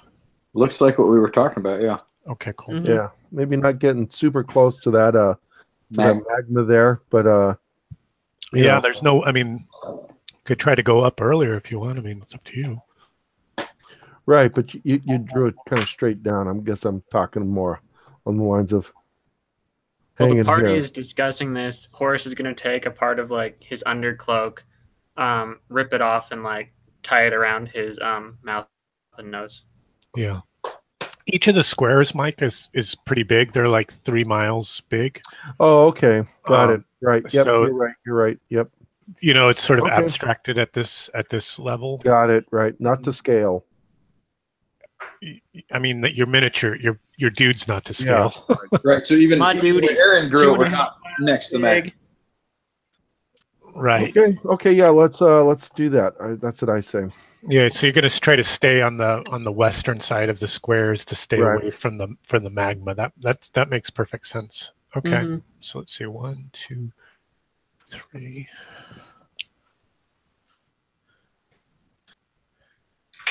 Okay, it takes you another 3 hours to get to here.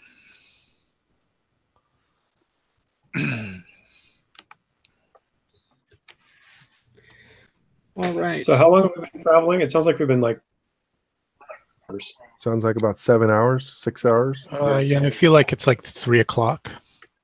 Okay. If you had a chrono, your arcane internal rhythms are like getting close to tea time. Second breakfast. So as we're Okay, so approaching- as you kind of come around this far side of the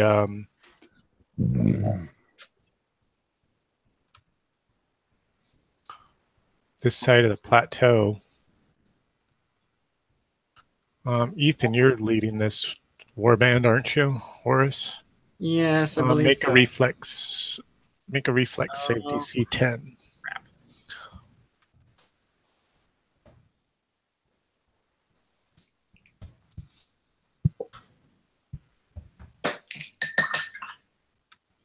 There we go.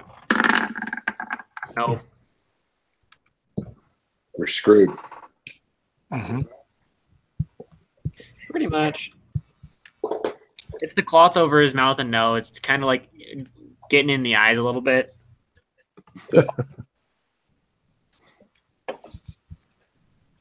Okay.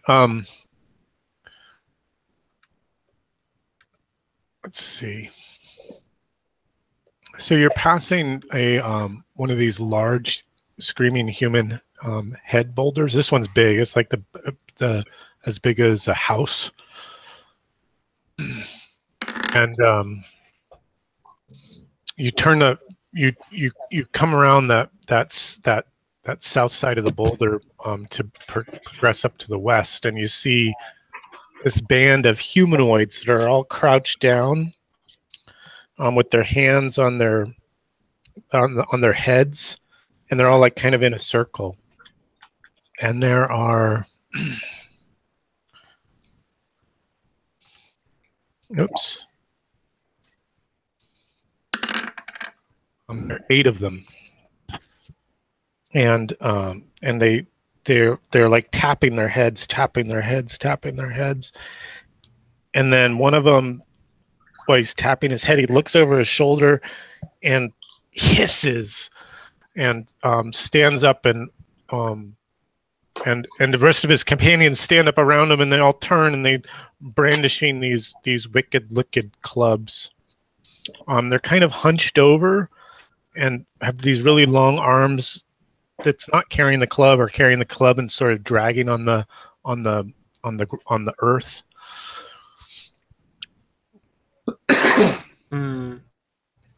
Not liking that. And they sound friendly. Nils, make an intelligence check.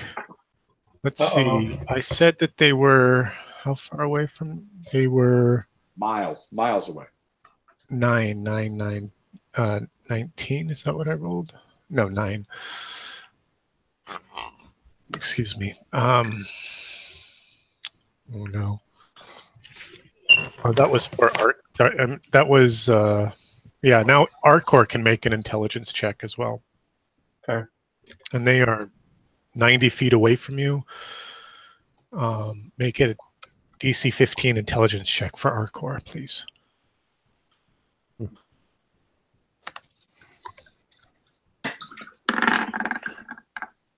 Not much better. Okay. So you can see them like they're like looking at you and looking at each other, and you can see their lips, their mouths moving, like snapping. That's a friendly sign. That's a friendly sign.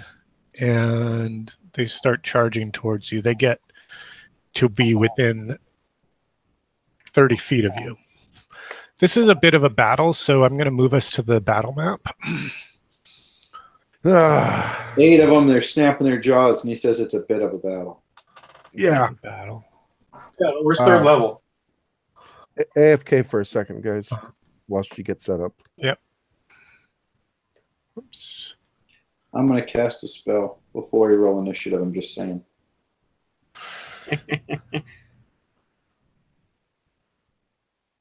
Yeah, good remembering, Peter, about the spell casting. Let's see, I need to be on the map there.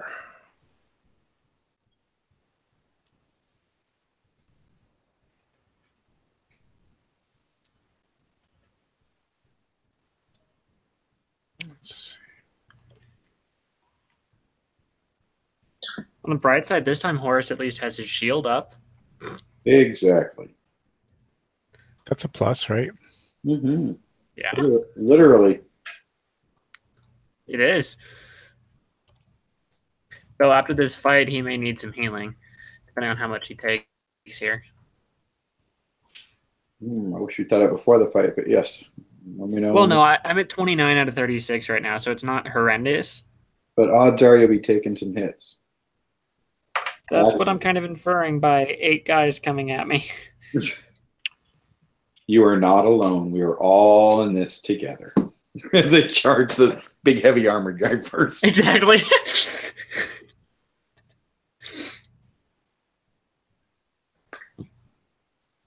On the bright side, I now have an elf to assist me in the hand-to-hand combats. Hey, Gerda does okay in hand-to-hand. She does, indeed. I'm going to go get my rule books real quick. I'll be right back.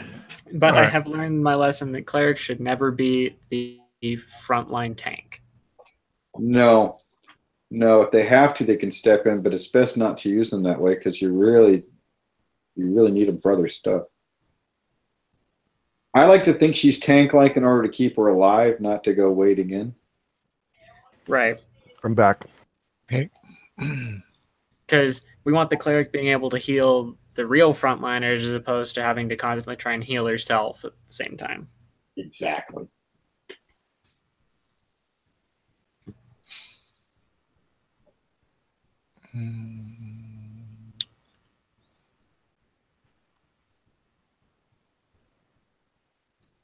All right, I'm going to try and paint a tartan here.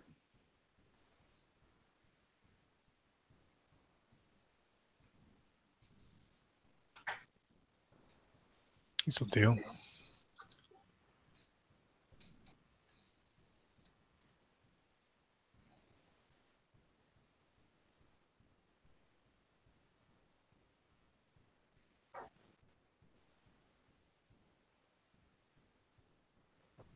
3, 6, 7.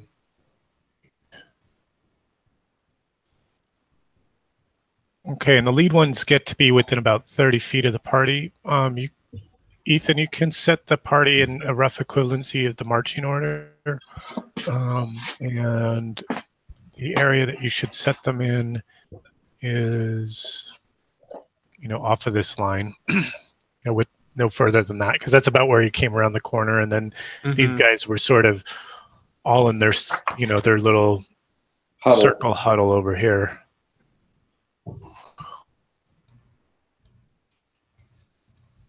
And then I believe we need Gib, yeah.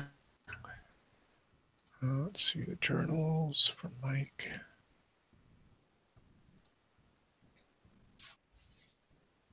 Let me fix that scale problem.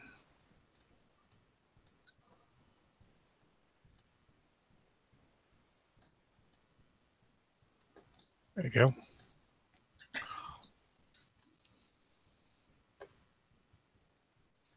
I know they're trying to kill us, and I've never doubted that, but why do they scare me less than the damn crocodile? Because they're men-like, maybe smaller. Yeah. I think they're good. Is this your rough marching order that you have laid out here? Horace is so tiny. He's small. I think he's almost the smallest of the group. He's just very far away.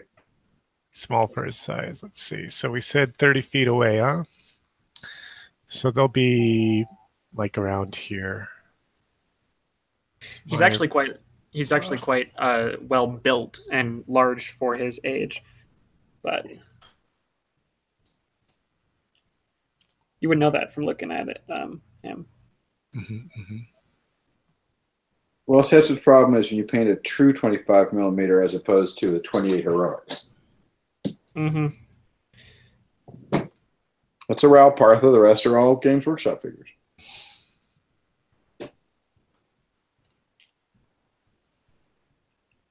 See, the armor he wears actually makes him look smaller. That's it. It's all about removing that zone or that target, making it small. Okay. Which was the icon for Aircore? The green caster.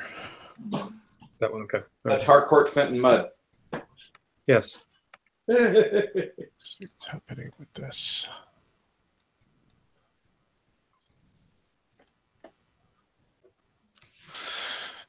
All right. Sure, you say that now.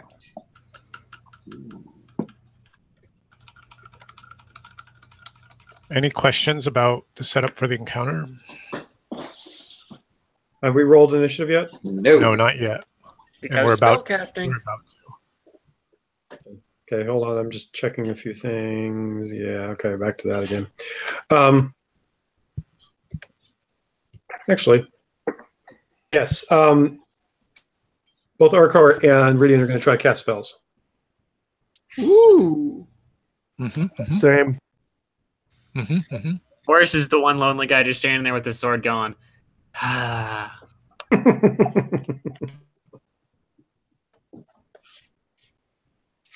The one guy there with the sword hanging out. You guys are okay with your facing the way they are and everything? No, I'm not facing him. No. Now Horace is ready to face them head on here.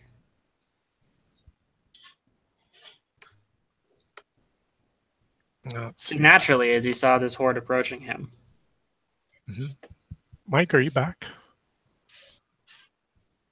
I am. Oh, okay. How do I'm this guy here. Wait, which guy? Yeah, you're this guy.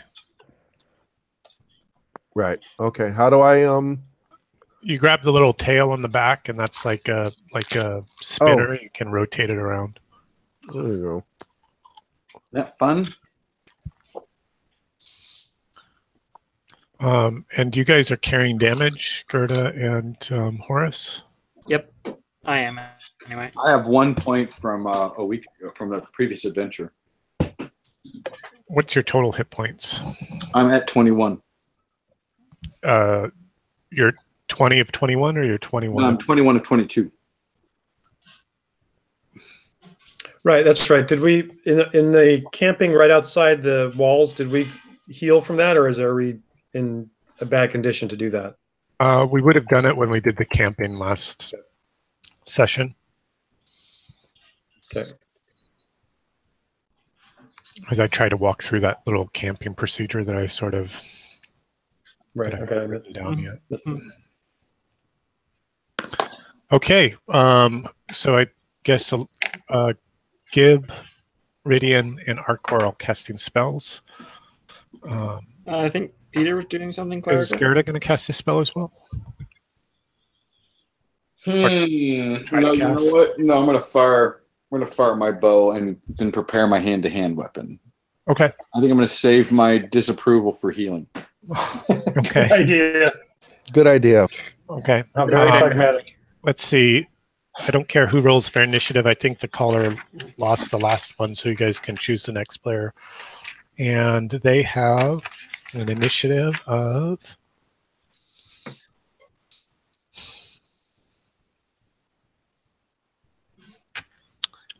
-2. Beat a 3. You might win one.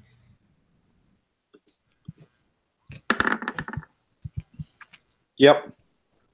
Okay, you guys are up. All right, spellcasting. Pass. Right, good.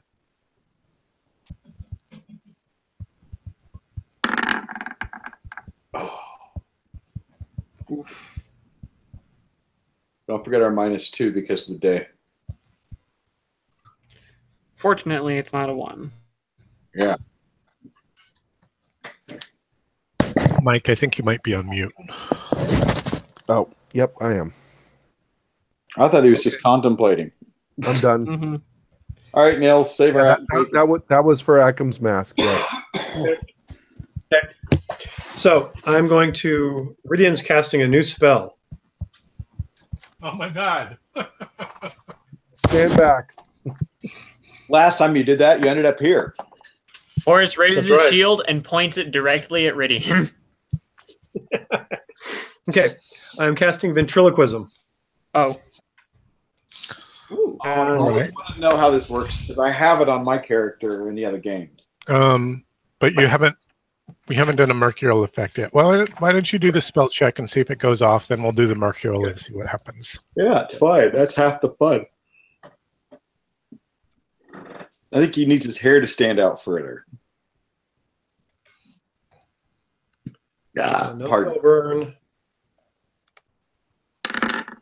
Oh, that looks pretty good. But that does not include the -2. So it's a 21. All right.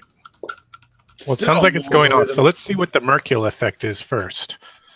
Yep. Can you roll a D100 for me and Minus. modify that by your luck? Right. Do you have a luck modifier? Yeah, -1. So it's -10, right? Minus 10%. Yep. Mm-hmm. 62, 52. I think that's normal. Might be in the safe range. Yeah, it is. Wow. No change. Damn. I was expecting to like burst into flames or something like that. I got that one. Okay, let me get back to it. Okay. So it says varies with check, either no visual manifestation or roll a d4. So at a 21, caster projects a short phrase to place within 30 feet in line of sight. He can use his own voice or can simulate another voice and sound or a sound that he's previously heard. For example, you may make a goblin captain appear to shout retreat in the goblin's own voice. There is no visual manifestation. Listeners receive no save. They automatically hear the noise from the point designated. Or a large crocodile noise. That's exactly what I was thinking. 1, 2, 4, 5, 6. So 30 feet? And then these are 5 feet each? Yeah. Okay. He's pulling an Obi-Wan Kenobi. 1.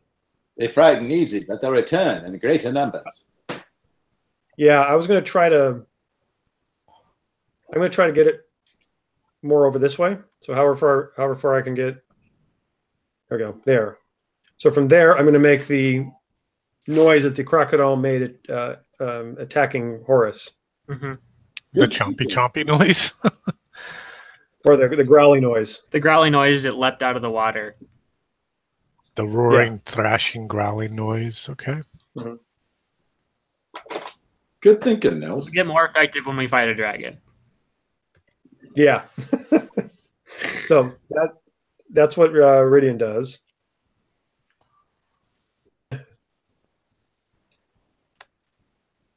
Ericor is going to cast a spell also for the first time. Oh no. Loud.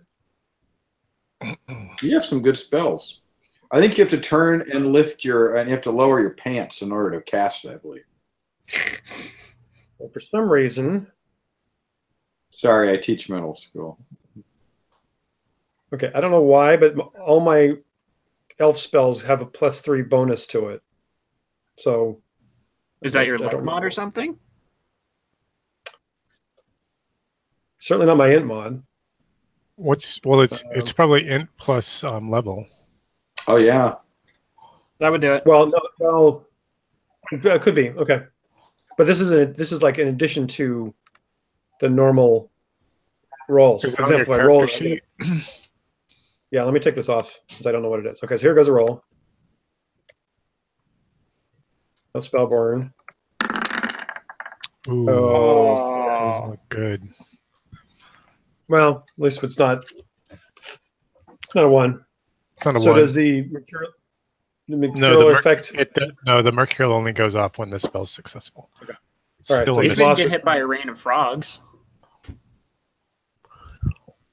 Okay. Okay, that's my casting. Okay, I got bowfire. All right. Go ahead and take your shot.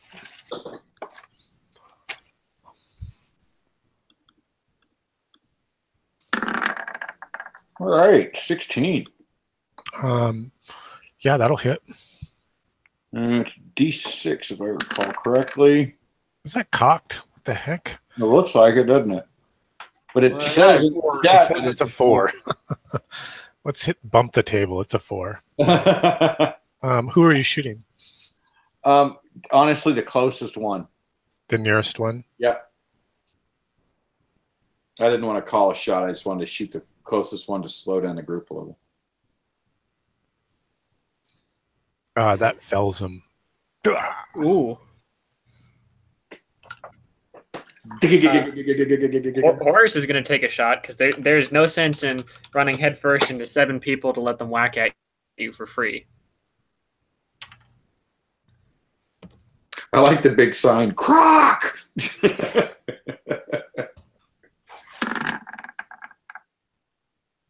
Woo!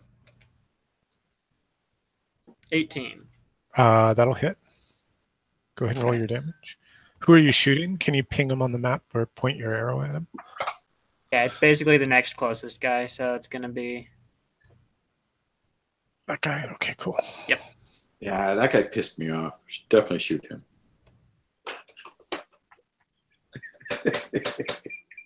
He's just getting too close, too friendly.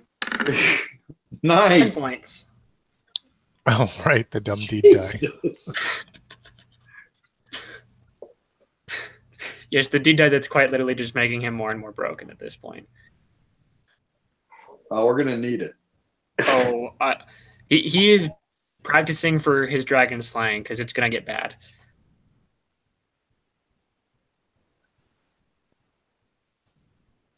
Anyone else? Is that No, everyone? I I did think my. that's everyone. I've done all my stuff. Okay. Let's see.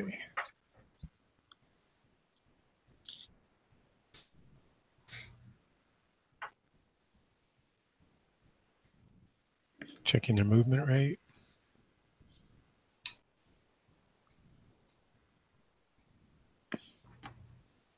Okay. In the face of this withering bowfire,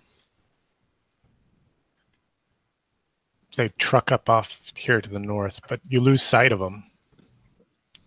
when they get on that west side of that rock. In fact, you completely lose sight of them because they go to the GM lair. Ha ha ha! God, that's a nasty trick. That's a good way to do it. Yeah. That'll do it. It's their special ability. I saw it in the monster manual. Can teleport layers of existence. That's it. May hide in GM's lair. Okay, new initiative.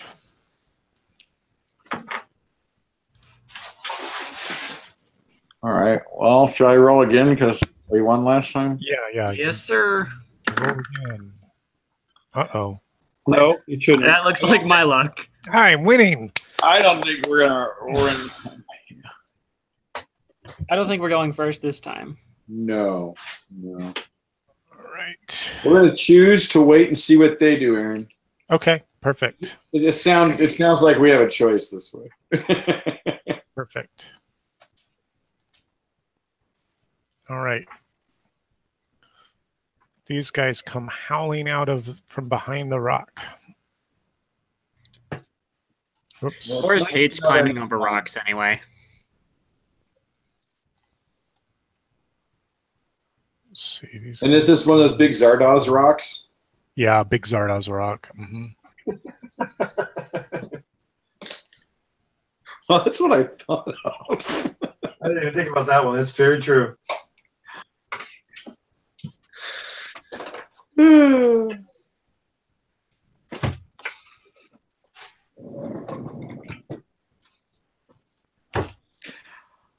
By the way, I feel that we're going to have to chastise Brian Miller for not introducing his son to Army of Darkness. Uh-oh. See? I started watching his show this week. It's pretty funny. Which show? The Ash versus Evil Dead. Oh, I haven't seen it. Netflix has got 20 episodes on right now you can stream. It's fun. It's awesome. I love it. How do you feel, Ash? Groovy.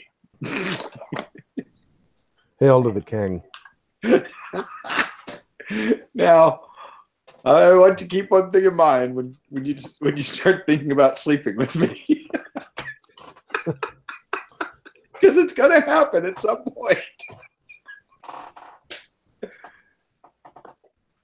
Okay, I'm just checking the other measurements for these other guys. Kind of get an idea about how far they can get. Okay. Well, Gerda, I think you're about to become our new frontline tank. That's all right. So I said, taking a shot, getting my shield and weapon ready.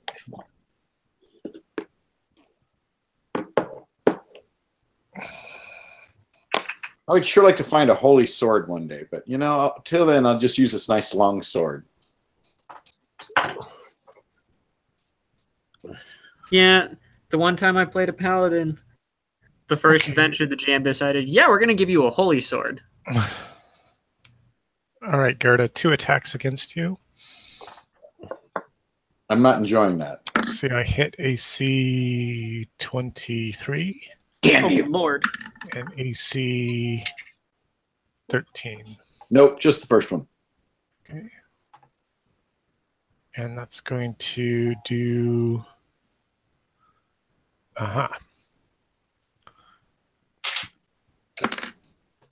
It's going to do 4 points of damage. Clunk. All right. You little shit.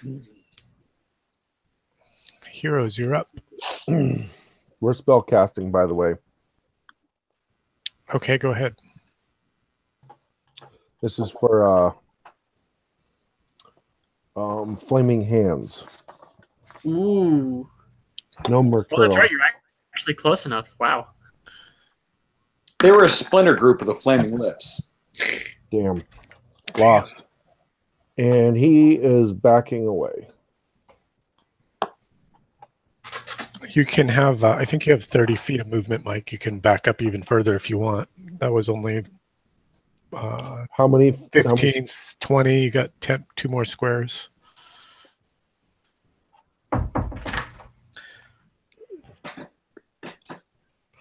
I'm looking over your shoulder. All of this area back here is all like those small. It's like all these pebbly, small pebbles, and it's like a huge bed of them. Don't get too close. Yeah. And there's steam smoking up from them. Yeah, that always says. Nothing says safe like steaming sand. Like steaming pebbles, like steaming, screaming. That's right. Calcified mini man heads. Nils, were you going to cast? No. Okay. I'm hacking. Yes. That hits. And roll your damage. 5. 5 against this one directly ahead of you. Yeah, damn straight. The one who hit me, I'm hitting him back. Whoops.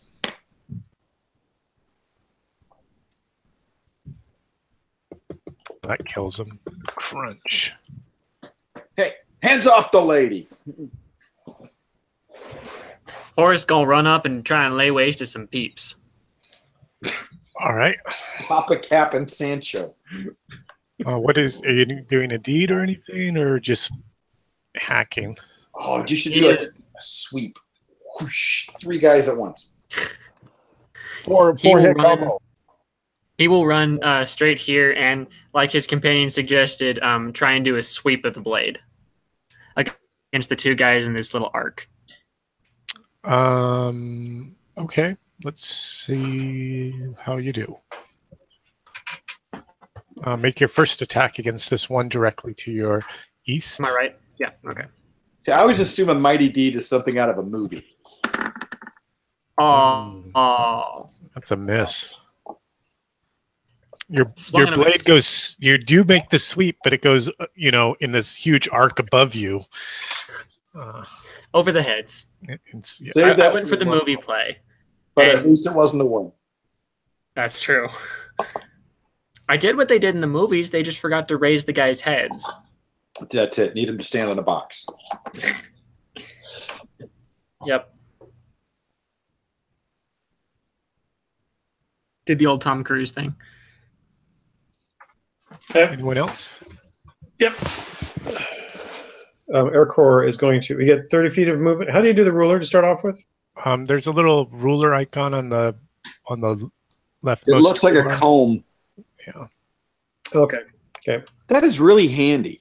It is nice, isn't it? It's a great. Stabby stab. Oh, this is Aircore. That's Ethan's character. What was that, Peter? Ethan has a character named Mr. Stabby. I did. Well, I did. And Mr. Stabby stabbed. died. Now it's Mrs. Stabby. Mrs. Stabby is the one who can put herself on fire, by the way.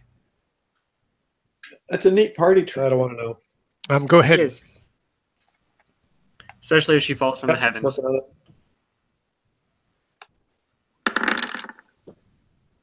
Oh. Probably not. Lots of whips. Oh, Yep. that's a miss. Yeah. Might be a couple of them. Okay. I'm just checking some morale rules that I have here.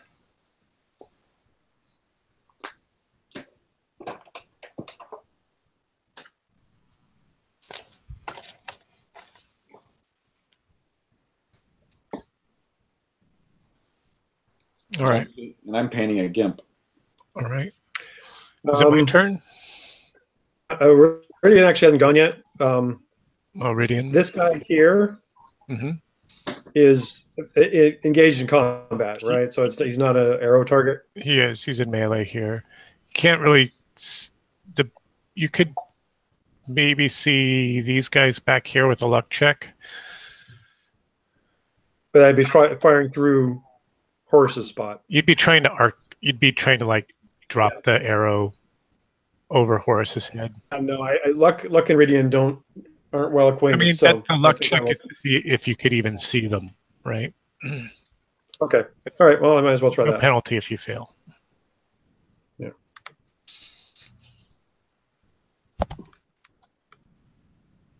Yeah, so not see them so much as draw a bead. Right, right. Yeah.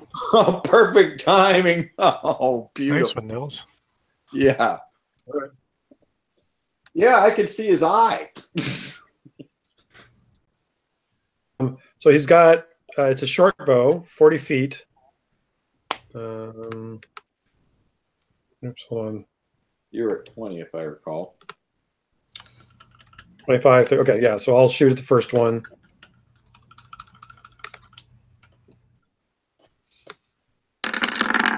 Oh man, look at that. Holy crap. Oh, Killing blow. What happens, Nils? Nils, you're on fire. So that's exactly what happens. Horace makes his big swing. He kind of stumbles forward a little bit out of the way and shot. Ridian calmly says, "I've got this." And he shoots straight down just above Horace's head and then stabs a guy in the eye. Nice. Pure Legolas. That's how it's done. Yeah.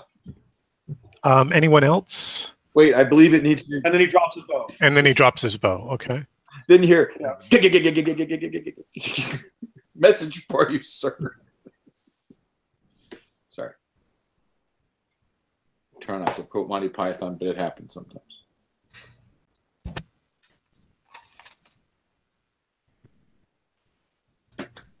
And don't forget, I have the aura of invincibility. Mm-hmm, mm-hmm.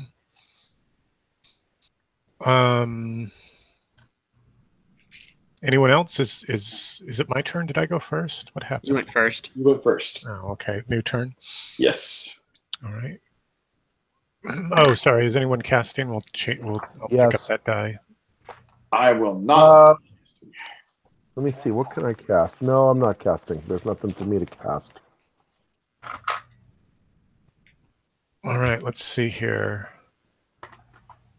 Beat a 14. Well, I failed last time, gentlemen, so one of you gets to roll. It's like Mike. It's Mike's turn. To Mike roll. rolled 15. Roll a d20 and add your reflex modifier. So roll a 15. Agility modifier. I All right, you guys win. got to do that more often.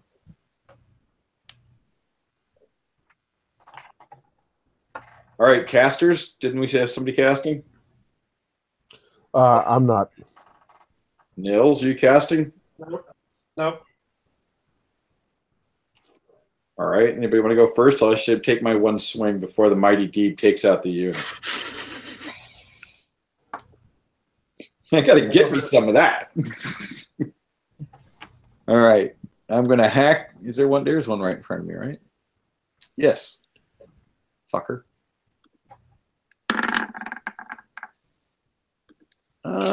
Is 11 good enough to hit? It is not. Oh, then I do not hit. No strength mods or anything over there. No, I have agility mods. That's only good when I'm shooting. What's attack +2 on combat basics mean?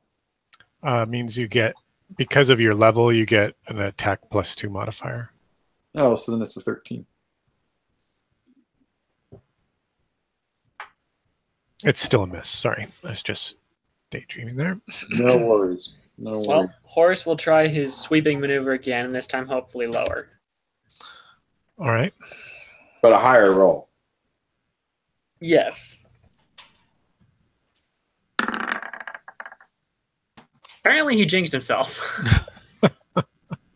This time instead of like soaring in a big sweeping arc, you know, above you, you'd like drag the blade through the dirt. Exactly. It's like a bad TV movie. They really forgot to Tom Cruise these boys and make them stand in pits. Oh. All right. Who's up? Who's next? That was Arc. Oh no, sorry. That was Gerda and Horace. Arcor will go. Gib and Ridian to go. Is there a core? Boom. No, there's a hit. He fucking brings it. He's an elf warrior. Unfortunately, it doesn't bring much He's an damage. elf warrior mage. I mean, Arcor. I am an elf warrior mage. Oh wait, what am I doing? Let's see how many hit points he has. I'm hoping that's your roll to hit me. How much did you do to this guy, Nils? 3. Nils did 3 points of damage to him.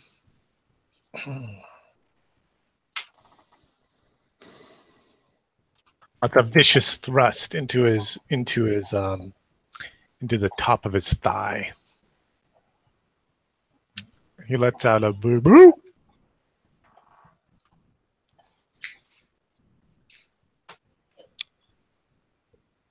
Ridian and Gib.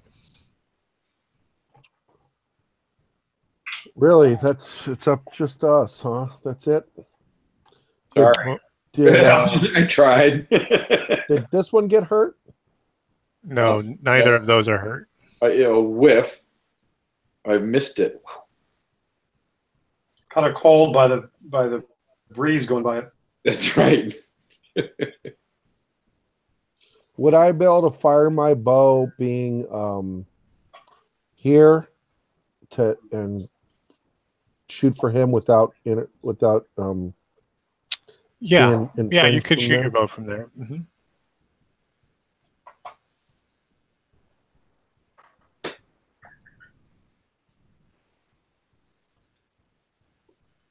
So could I do it from here to that guy, or is that Yeah, that's fine.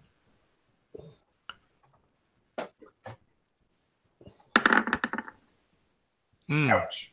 Your miss. Don't forget to cross off your ammo, guys, for those of you that have been shooting. Thank you for reminding me. do I have a movement point to come back? Sure. I'm done. That's it for us. Ridian didn't do anything, or I guess he shot. He's not doing anything. He is shocked, saying, "What?" He's not doing anything. Ridian does nothing, eh? That's terrifying. Why is it? So they all break and run. It was my mighty movie swings, by the way. Mm-hmm. Yeah, that's what put the fear of God into them. Actually, like Nil said, they caught cold from all the wind blowing past them.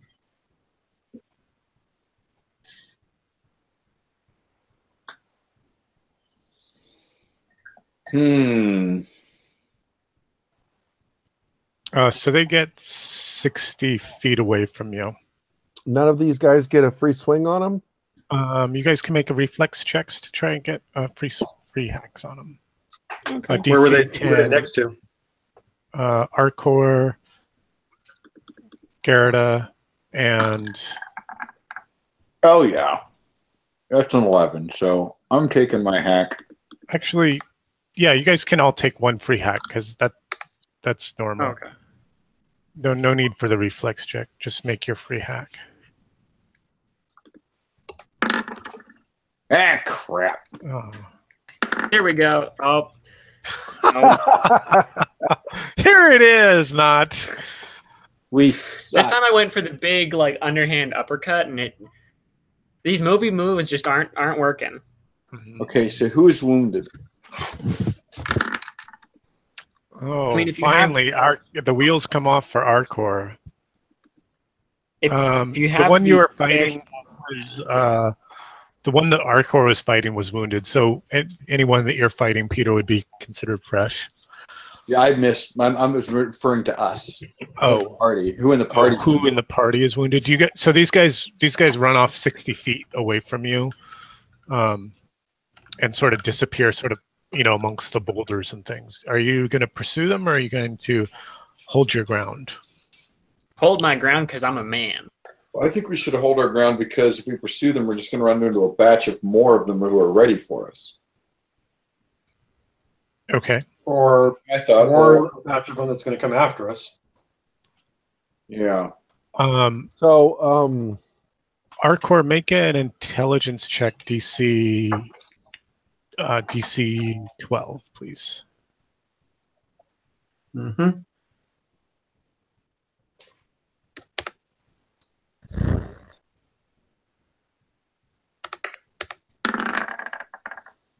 Don't know.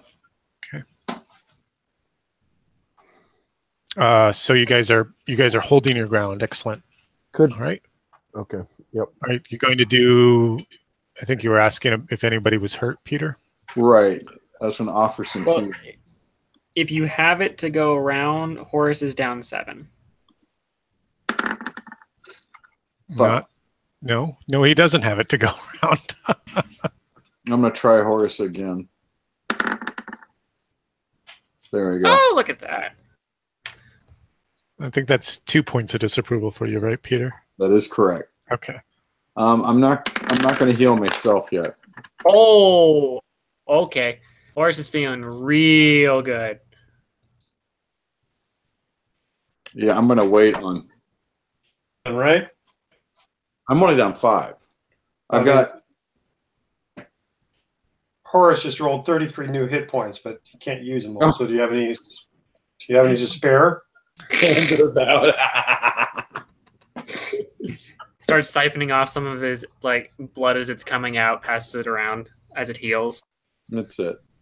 I still have 17 of my 22 left. I'm just trying to avoid disapproval. Yeah. You're feeling pretty good about that 17 hit points, aren't you? They don't last long. You want a smoothie? So do we want Can you make it, or do you need help making it? Okay. Now I want a smoothie. Thanks a lot, Aaron. Sorry. I can, in 30 minutes, I can do it for you.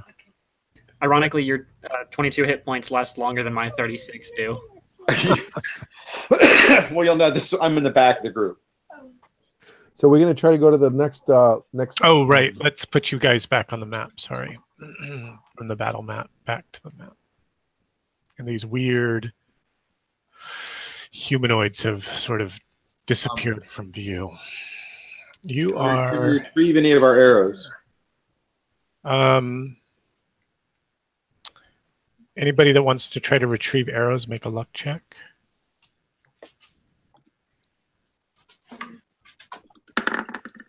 It's easier than actually finding where the arrows are recorded on the sheet and reducing them. I did find mine.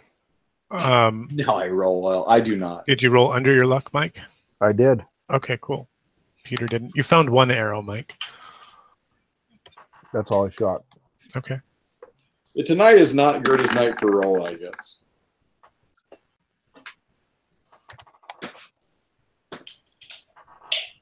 Okay, you guys are here.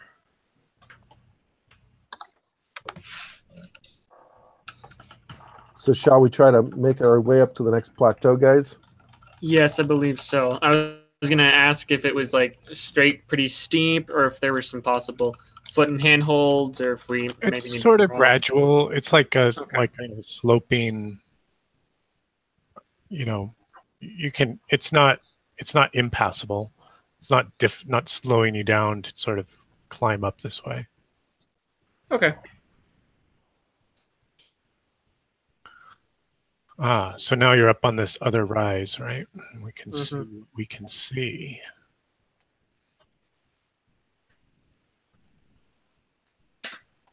Oops. So were those guys just wearing? Were they naked, or were they wearing tunics, or? They were naked. They were kind of naked. They were kind of. They sort of looked like the Zaikin. You know, those kind of. What do you call them? And what's the word for an ape? You know, kind of ape-like. Simeon. Yeah, very simian, but kind of this weird cross between simian and reptilian. And they had scales, these big, thick, almost like alligator kind of skin on them that was the color of bone. So they were almost white. And that's what sort of really surprised you about them when you sort of turned that crest of the boulder was, you know, this weird movement amongst the boulders. And then they all kind of stood up and then raced at you. Hey, those sound faces are attached to bodies. Yeah, they, you know, if anything, they were just wearing kind of loincloths to cover up their simian bits, and They carrying any weapons? clubs, kind of crude clubs. Certainly nothing we need to salvage.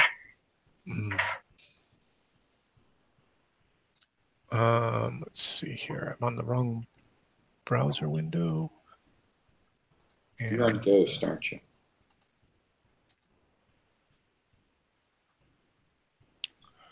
Zoom out a little bit.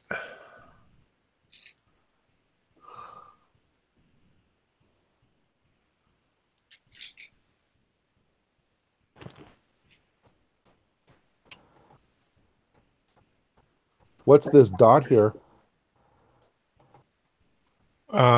It looks like a huge. It looks like a big black cave. Oh, I'm sure that's perfectly safe.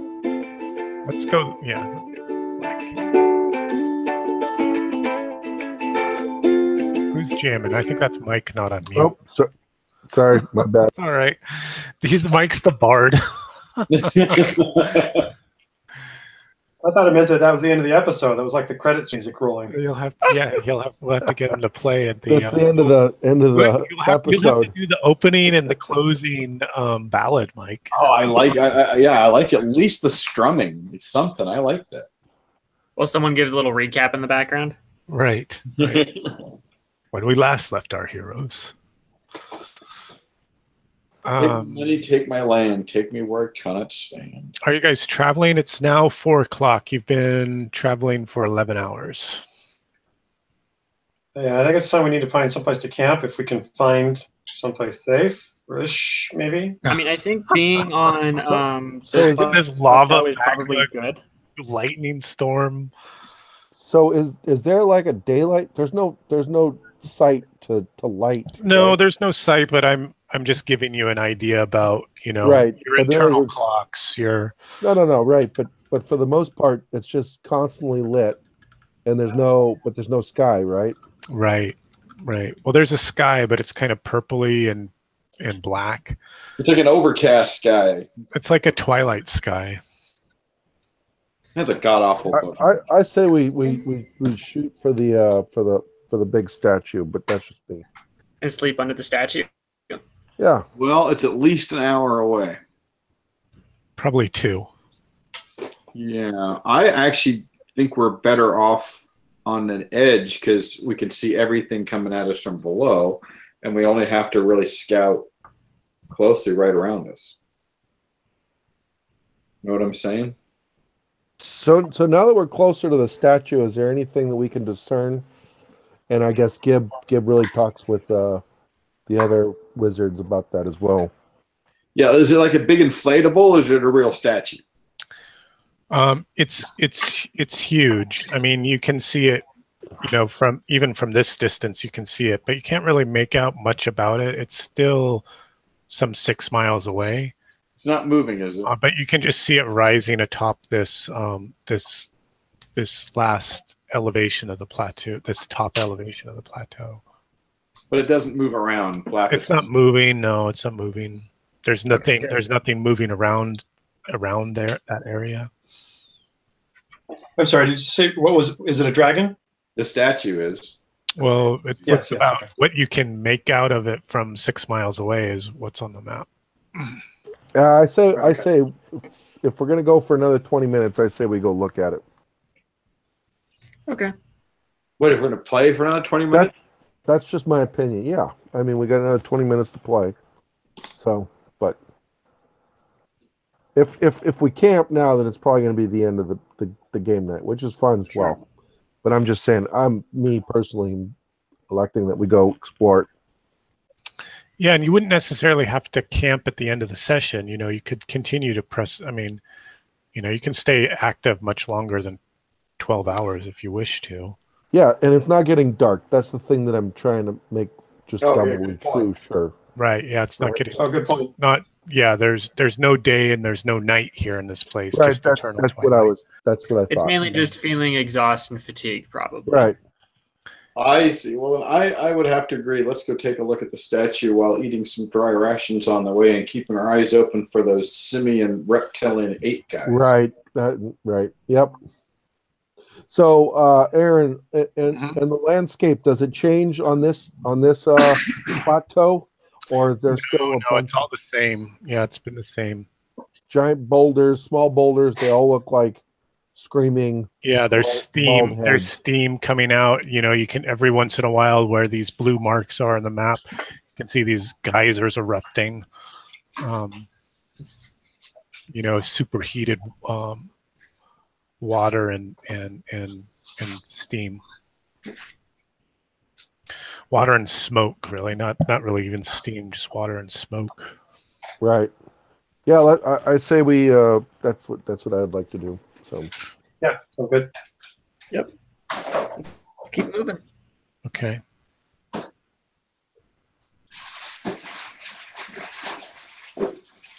Let's see here. So that's another square. Go ahead and move yourself.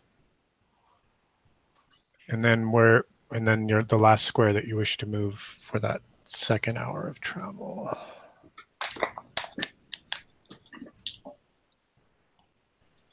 Like that. Okay, cool.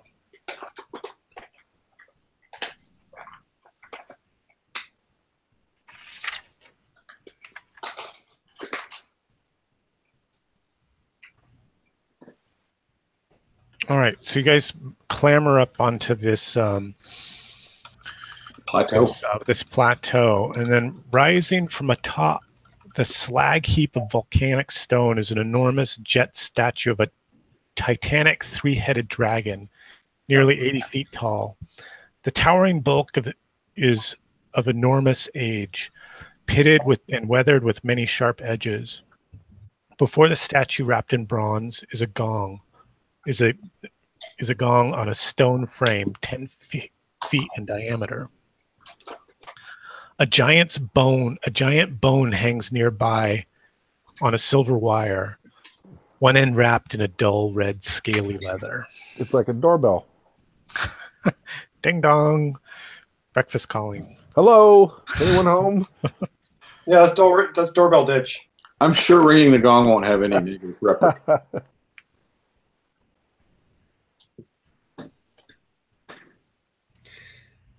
I'm going to suggest. So the statue doesn't look like it has an entrance or like any. I guess just preliminary looking at it without looking for hidden entrances or doors. Doesn't look like there's any way into it. No, it's just a statue on the top of this plateau with this big gong in front of it. This big 10-foot gong, right. Bronze gong. And how tall is the statue? You don't see any doors or cavernous openings or anything like that. The statue is 80 feet tall, roughly 80 feet. 80 feet. Yeah. What do we And is see it like- past it now? Yeah, you're on the top of the plateau, so you can see all around you. Let's reveal the rest of the map. Before we commit suicide by ringing the gong. Yeah, I was going to suggest before we ring the gong, we rest. That's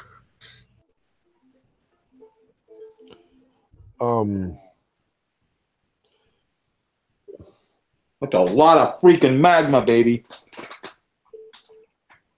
Yeah, it's cool, right? And doing a periphery look back down, do we see any of those monkey things like trying to come up on us? Or Oh yeah, good. I think of them as repsimians.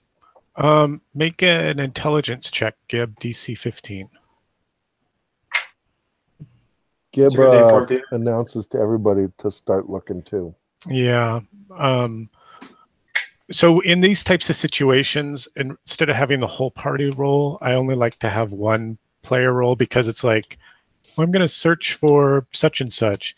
Oh yeah, me too, me too, me too. So it's usually just the idea holder. So is this a luck test or is this a percent? An intelligence check. Right. Yep. Intelligence. Yeah, you don't see any of those guys moving around out there, and you feel like it might be difficult to find them because They're camouflaged. their bone-colored covering on this, blasted wasteland of, these weird rocks and stuff. Ridian, make an intelligence check, DC 12. Come on.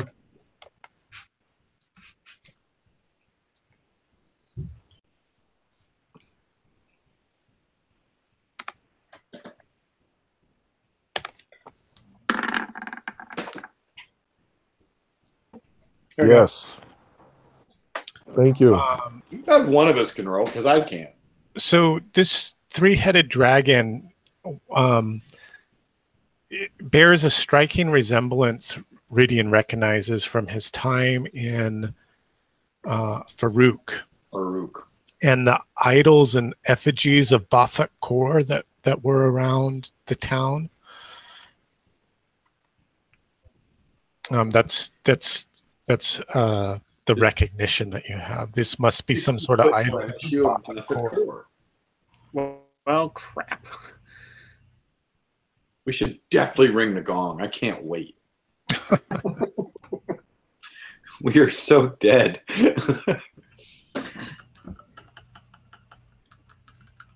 Well, my thought is it might not hurt us to go look in that deep, dark, dangerous place.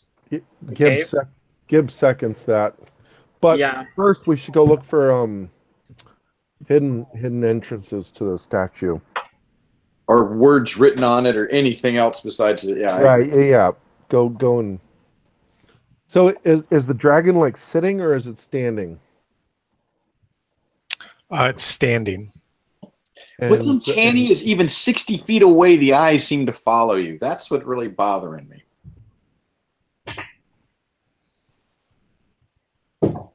Yeah, it probably comes alive and either we've got to pass a test or it eats us. I don't even think it's a test. I think it just eats us. Yeah, I'm going to go with Ethan on that one. Yeah, but why? But then that kind of nullifies the whole like summoning thing. It would just be eating everything that it's, you know. I don't mean everything. I just mean us. So to be here, at least Gibbs like thinking like that this is like some way to summon it in its realm, or this is its realm, and if you're there for something for a reason, then you're there to either serve it or something. I agree. And I'm hoping we find some information to help us with that inside that cave.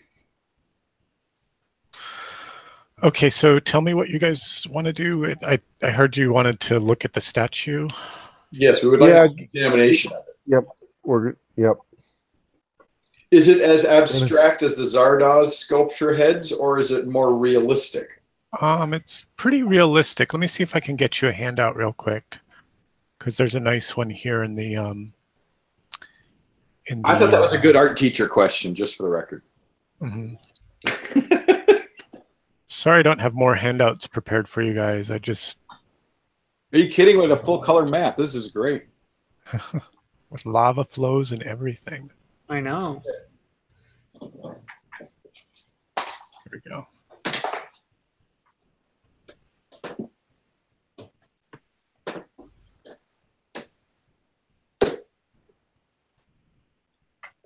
Making a handout for my players.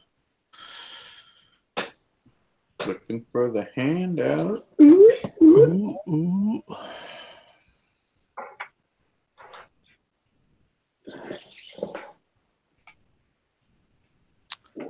Right. The Journal of Handouts. Let's see, I want to add handout. File. Dragon Wall. This one will do.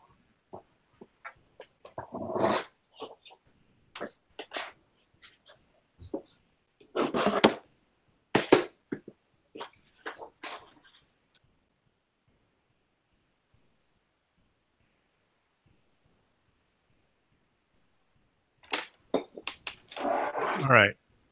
You guys should be able to see it now. Oh. Yep, that looks like a three-headed dragon, about 8 feet tall. It's a nice scratchboard illustration. Really well done. I'm just going to go out on a limb and say, don't wake the three-headed dragon. Well, not without information. So I think that we are going to find information. If everyone might be the only way out of here. So we've got. Well, don't forget, there's still a whole other half to this entire place that we haven't been to yet. Yeah, well. Oh, we don't need that. We're still going to go check out the cave. That's for sure. But I think that, or Gibbs speculating that we're going to have to parlay with this thing. All right, so you guys are just kind of looking at the statue from afar. Maybe I'm going to say maybe, you know, where that first spearman is, kind of checking it out. But you don't notice anything other than what I've shown you on the handout. Do you want to get closer? Do you want to do something more? Do you want to do something specific? Gibbs gonna go approach the statue some. You're going to get up closer to it? Yeah, yeah. How close to it are you going to get? Classic question right there. Exactly. Will you touch it? Lick it. Far, just before I accidentally activate the boss battle.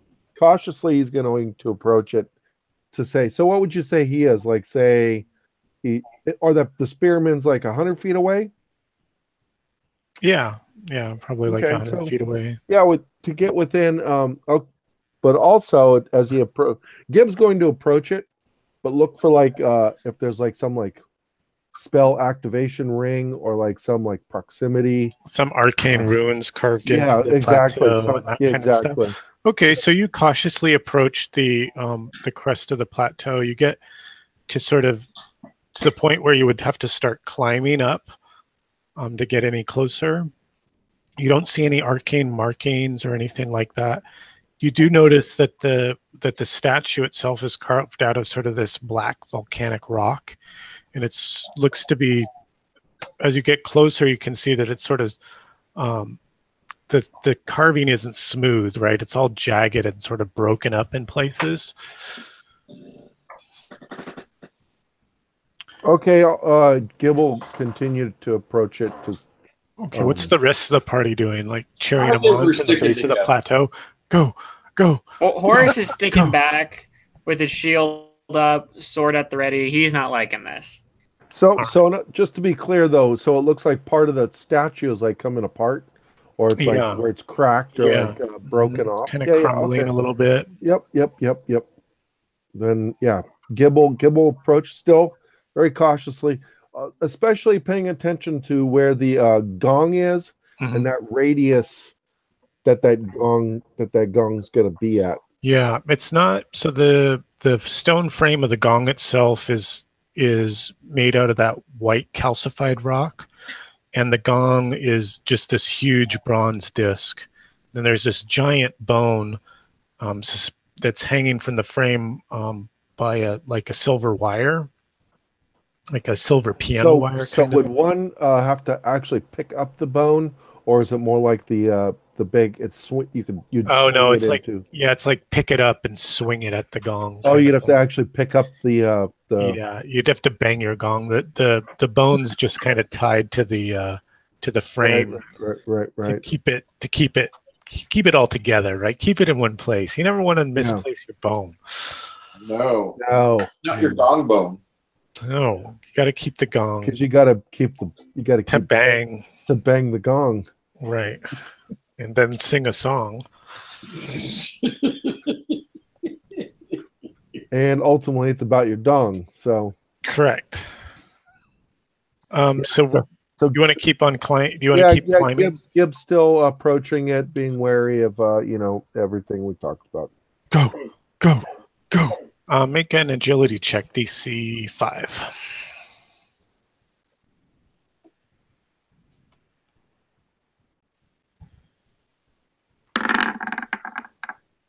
That looks good.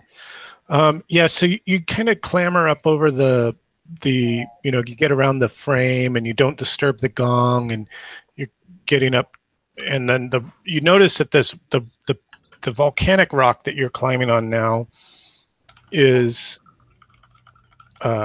black, right? And it stands out in stark contrast to the rest of this kind of speckled white landscape. And you reach your hand towards one of these crumbling pieces to continue your ascent, and you draw your hand back super quick. It's really, really sharp. Make a DC 15 reflex save.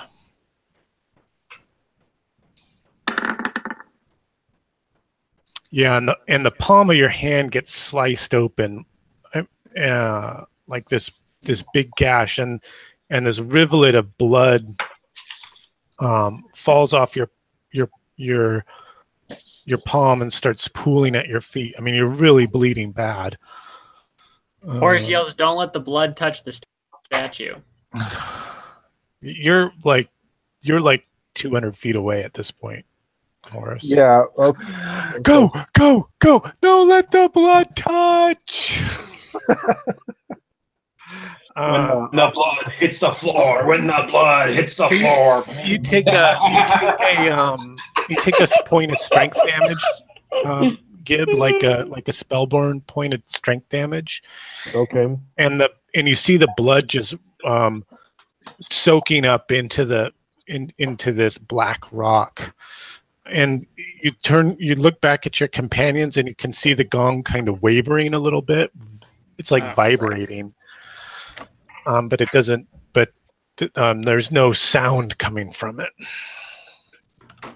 So Gib's gonna try to bandage his hand up as best as he can. Okay, yeah, that's pretty easy to kind of wrap up with some, torn bits of cloth. And if it seems to be unnaturally still bleeding, then is it unnaturally bleeding at this point? It was like a really bad cut. I mean, like a really sharp knife being drawn across your palm kind of cut. Sure. It's not unnatural. The cloth binding, helps to sort of slow the bleeding, stop the bleeding. So at this point, Gib's going to just gaze around at the statue and see if there's anything else that he notices before continuing. No, you don't notice any openings or markings or anything like that. You're sort of standing right between the 2 feet there of the statue from the handout. And, you can climb around. You can climb around some more if you want, but you're on this, you're on this jagged. Yeah. So Gib's gonna return back to the thing to see if he can get healed from the cleric, and also explain that the bloods, what he observed, it seemed to be making the blood going into the black rocks, making the gong vibrate. He's gonna make that party known. Okay. So don't bleed that theory. Almost as if there were blood sacrifice required. Clearly, to activate the gong. Mm-hmm. All right, cool. That brings us right to time, right to 10 o'clock. Great game tonight, guys. Sorry again about the late start, but I don't think we got started too much later. Oh, is this the healing roll? That's the healing roll. What alignment is Gib? Good. Lawful. And that's 15 is 2 dice. Okay. Unless he had a specific wound and you want me to. I'm looking at it right now. Otherwise, I'm healing his hand and he gets his strength back. Yeah. You healed the hand. You successfully heal the hand. And your strength. Counting it as organ damage, which is 2 dice. The light of Ildevar surrounds your bandage, and you can tell the bleeding stopped. And when you unwrap it, your hand has a bright pink scar, but no wound. Blessed be the lady. Blessed be. Well, how about do we want to do kind of a recap? Any pros or cons for you guys or questions about the adventure so far? I'm intrigued by how much stuff you don't know. I have to say, one of the pros that I really like about DCC is there's not a lot of extraneous shit. You mean mechanical stuff? Yeah, not a lot of mechanical stuff. The adventures are very clean. There's not a lot of, are you going to go to the village? Or are you going to the mountains? Or are you going to go into the mines? Or are you going to take the airship? No. We have the airship. It's not a funnel, but we have a couple of choices. We need to think things through, but it's clean. I like that. Mm-hmm. It works so especially well with the way we're playing with these 3-hour slots. Right. Yeah. Yeah. How about for you, Ethan? My only con would have been that Horace just kept whiffing his movie action sequences. Oh yeah, that was pretty surprising to me to see you. Well, see, he goes back and forth between doing 30 points of damage and doing no damage. None damage. I guess it's an average of moderate damage. Exactly. Yeah, it's like Aaron. You always point out, it's always going to average out. Right. The dice will average your hero. Or the cards. Or the cards. Dice will roll. How about for you, Nils? Well, my rolling was pretty good today. You were super hot. That I was think, yeah. And I think I'm going to skip next week because I think that obviously my dice will go off next week. I think it was good that we covered a lot of physical ground. I know it's like we didn't go very far on the map, but we seem to have gotten to quite a distance on the map, physical distance, and we obviously, taking out the crocodile and things like that. Yeah, you guys did like 9 or 10 miles, maybe even more than that. Yeah, probably 12 with the little sidebar into the where you encountered those weird simians. The little red lava flows look like worms. They look like what?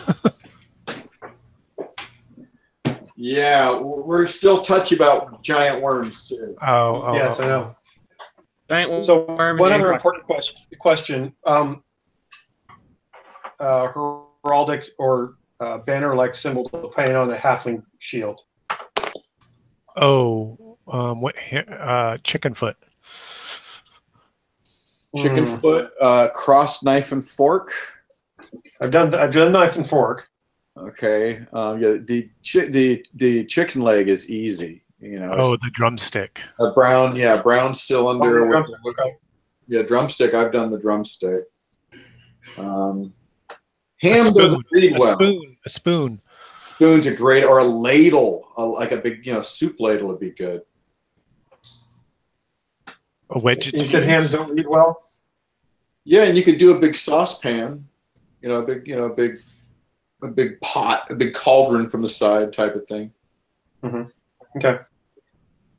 And also the other thing that'd be really good would be a fireplace. Just, hearth and home. Mm. Well, how about for you, Mike? Any pros and cons for the session or questions? No, it was fine. All good. Cool. All right, guys. Well, I guess we'll wrap it up. Mike, you want to play us out? Okay.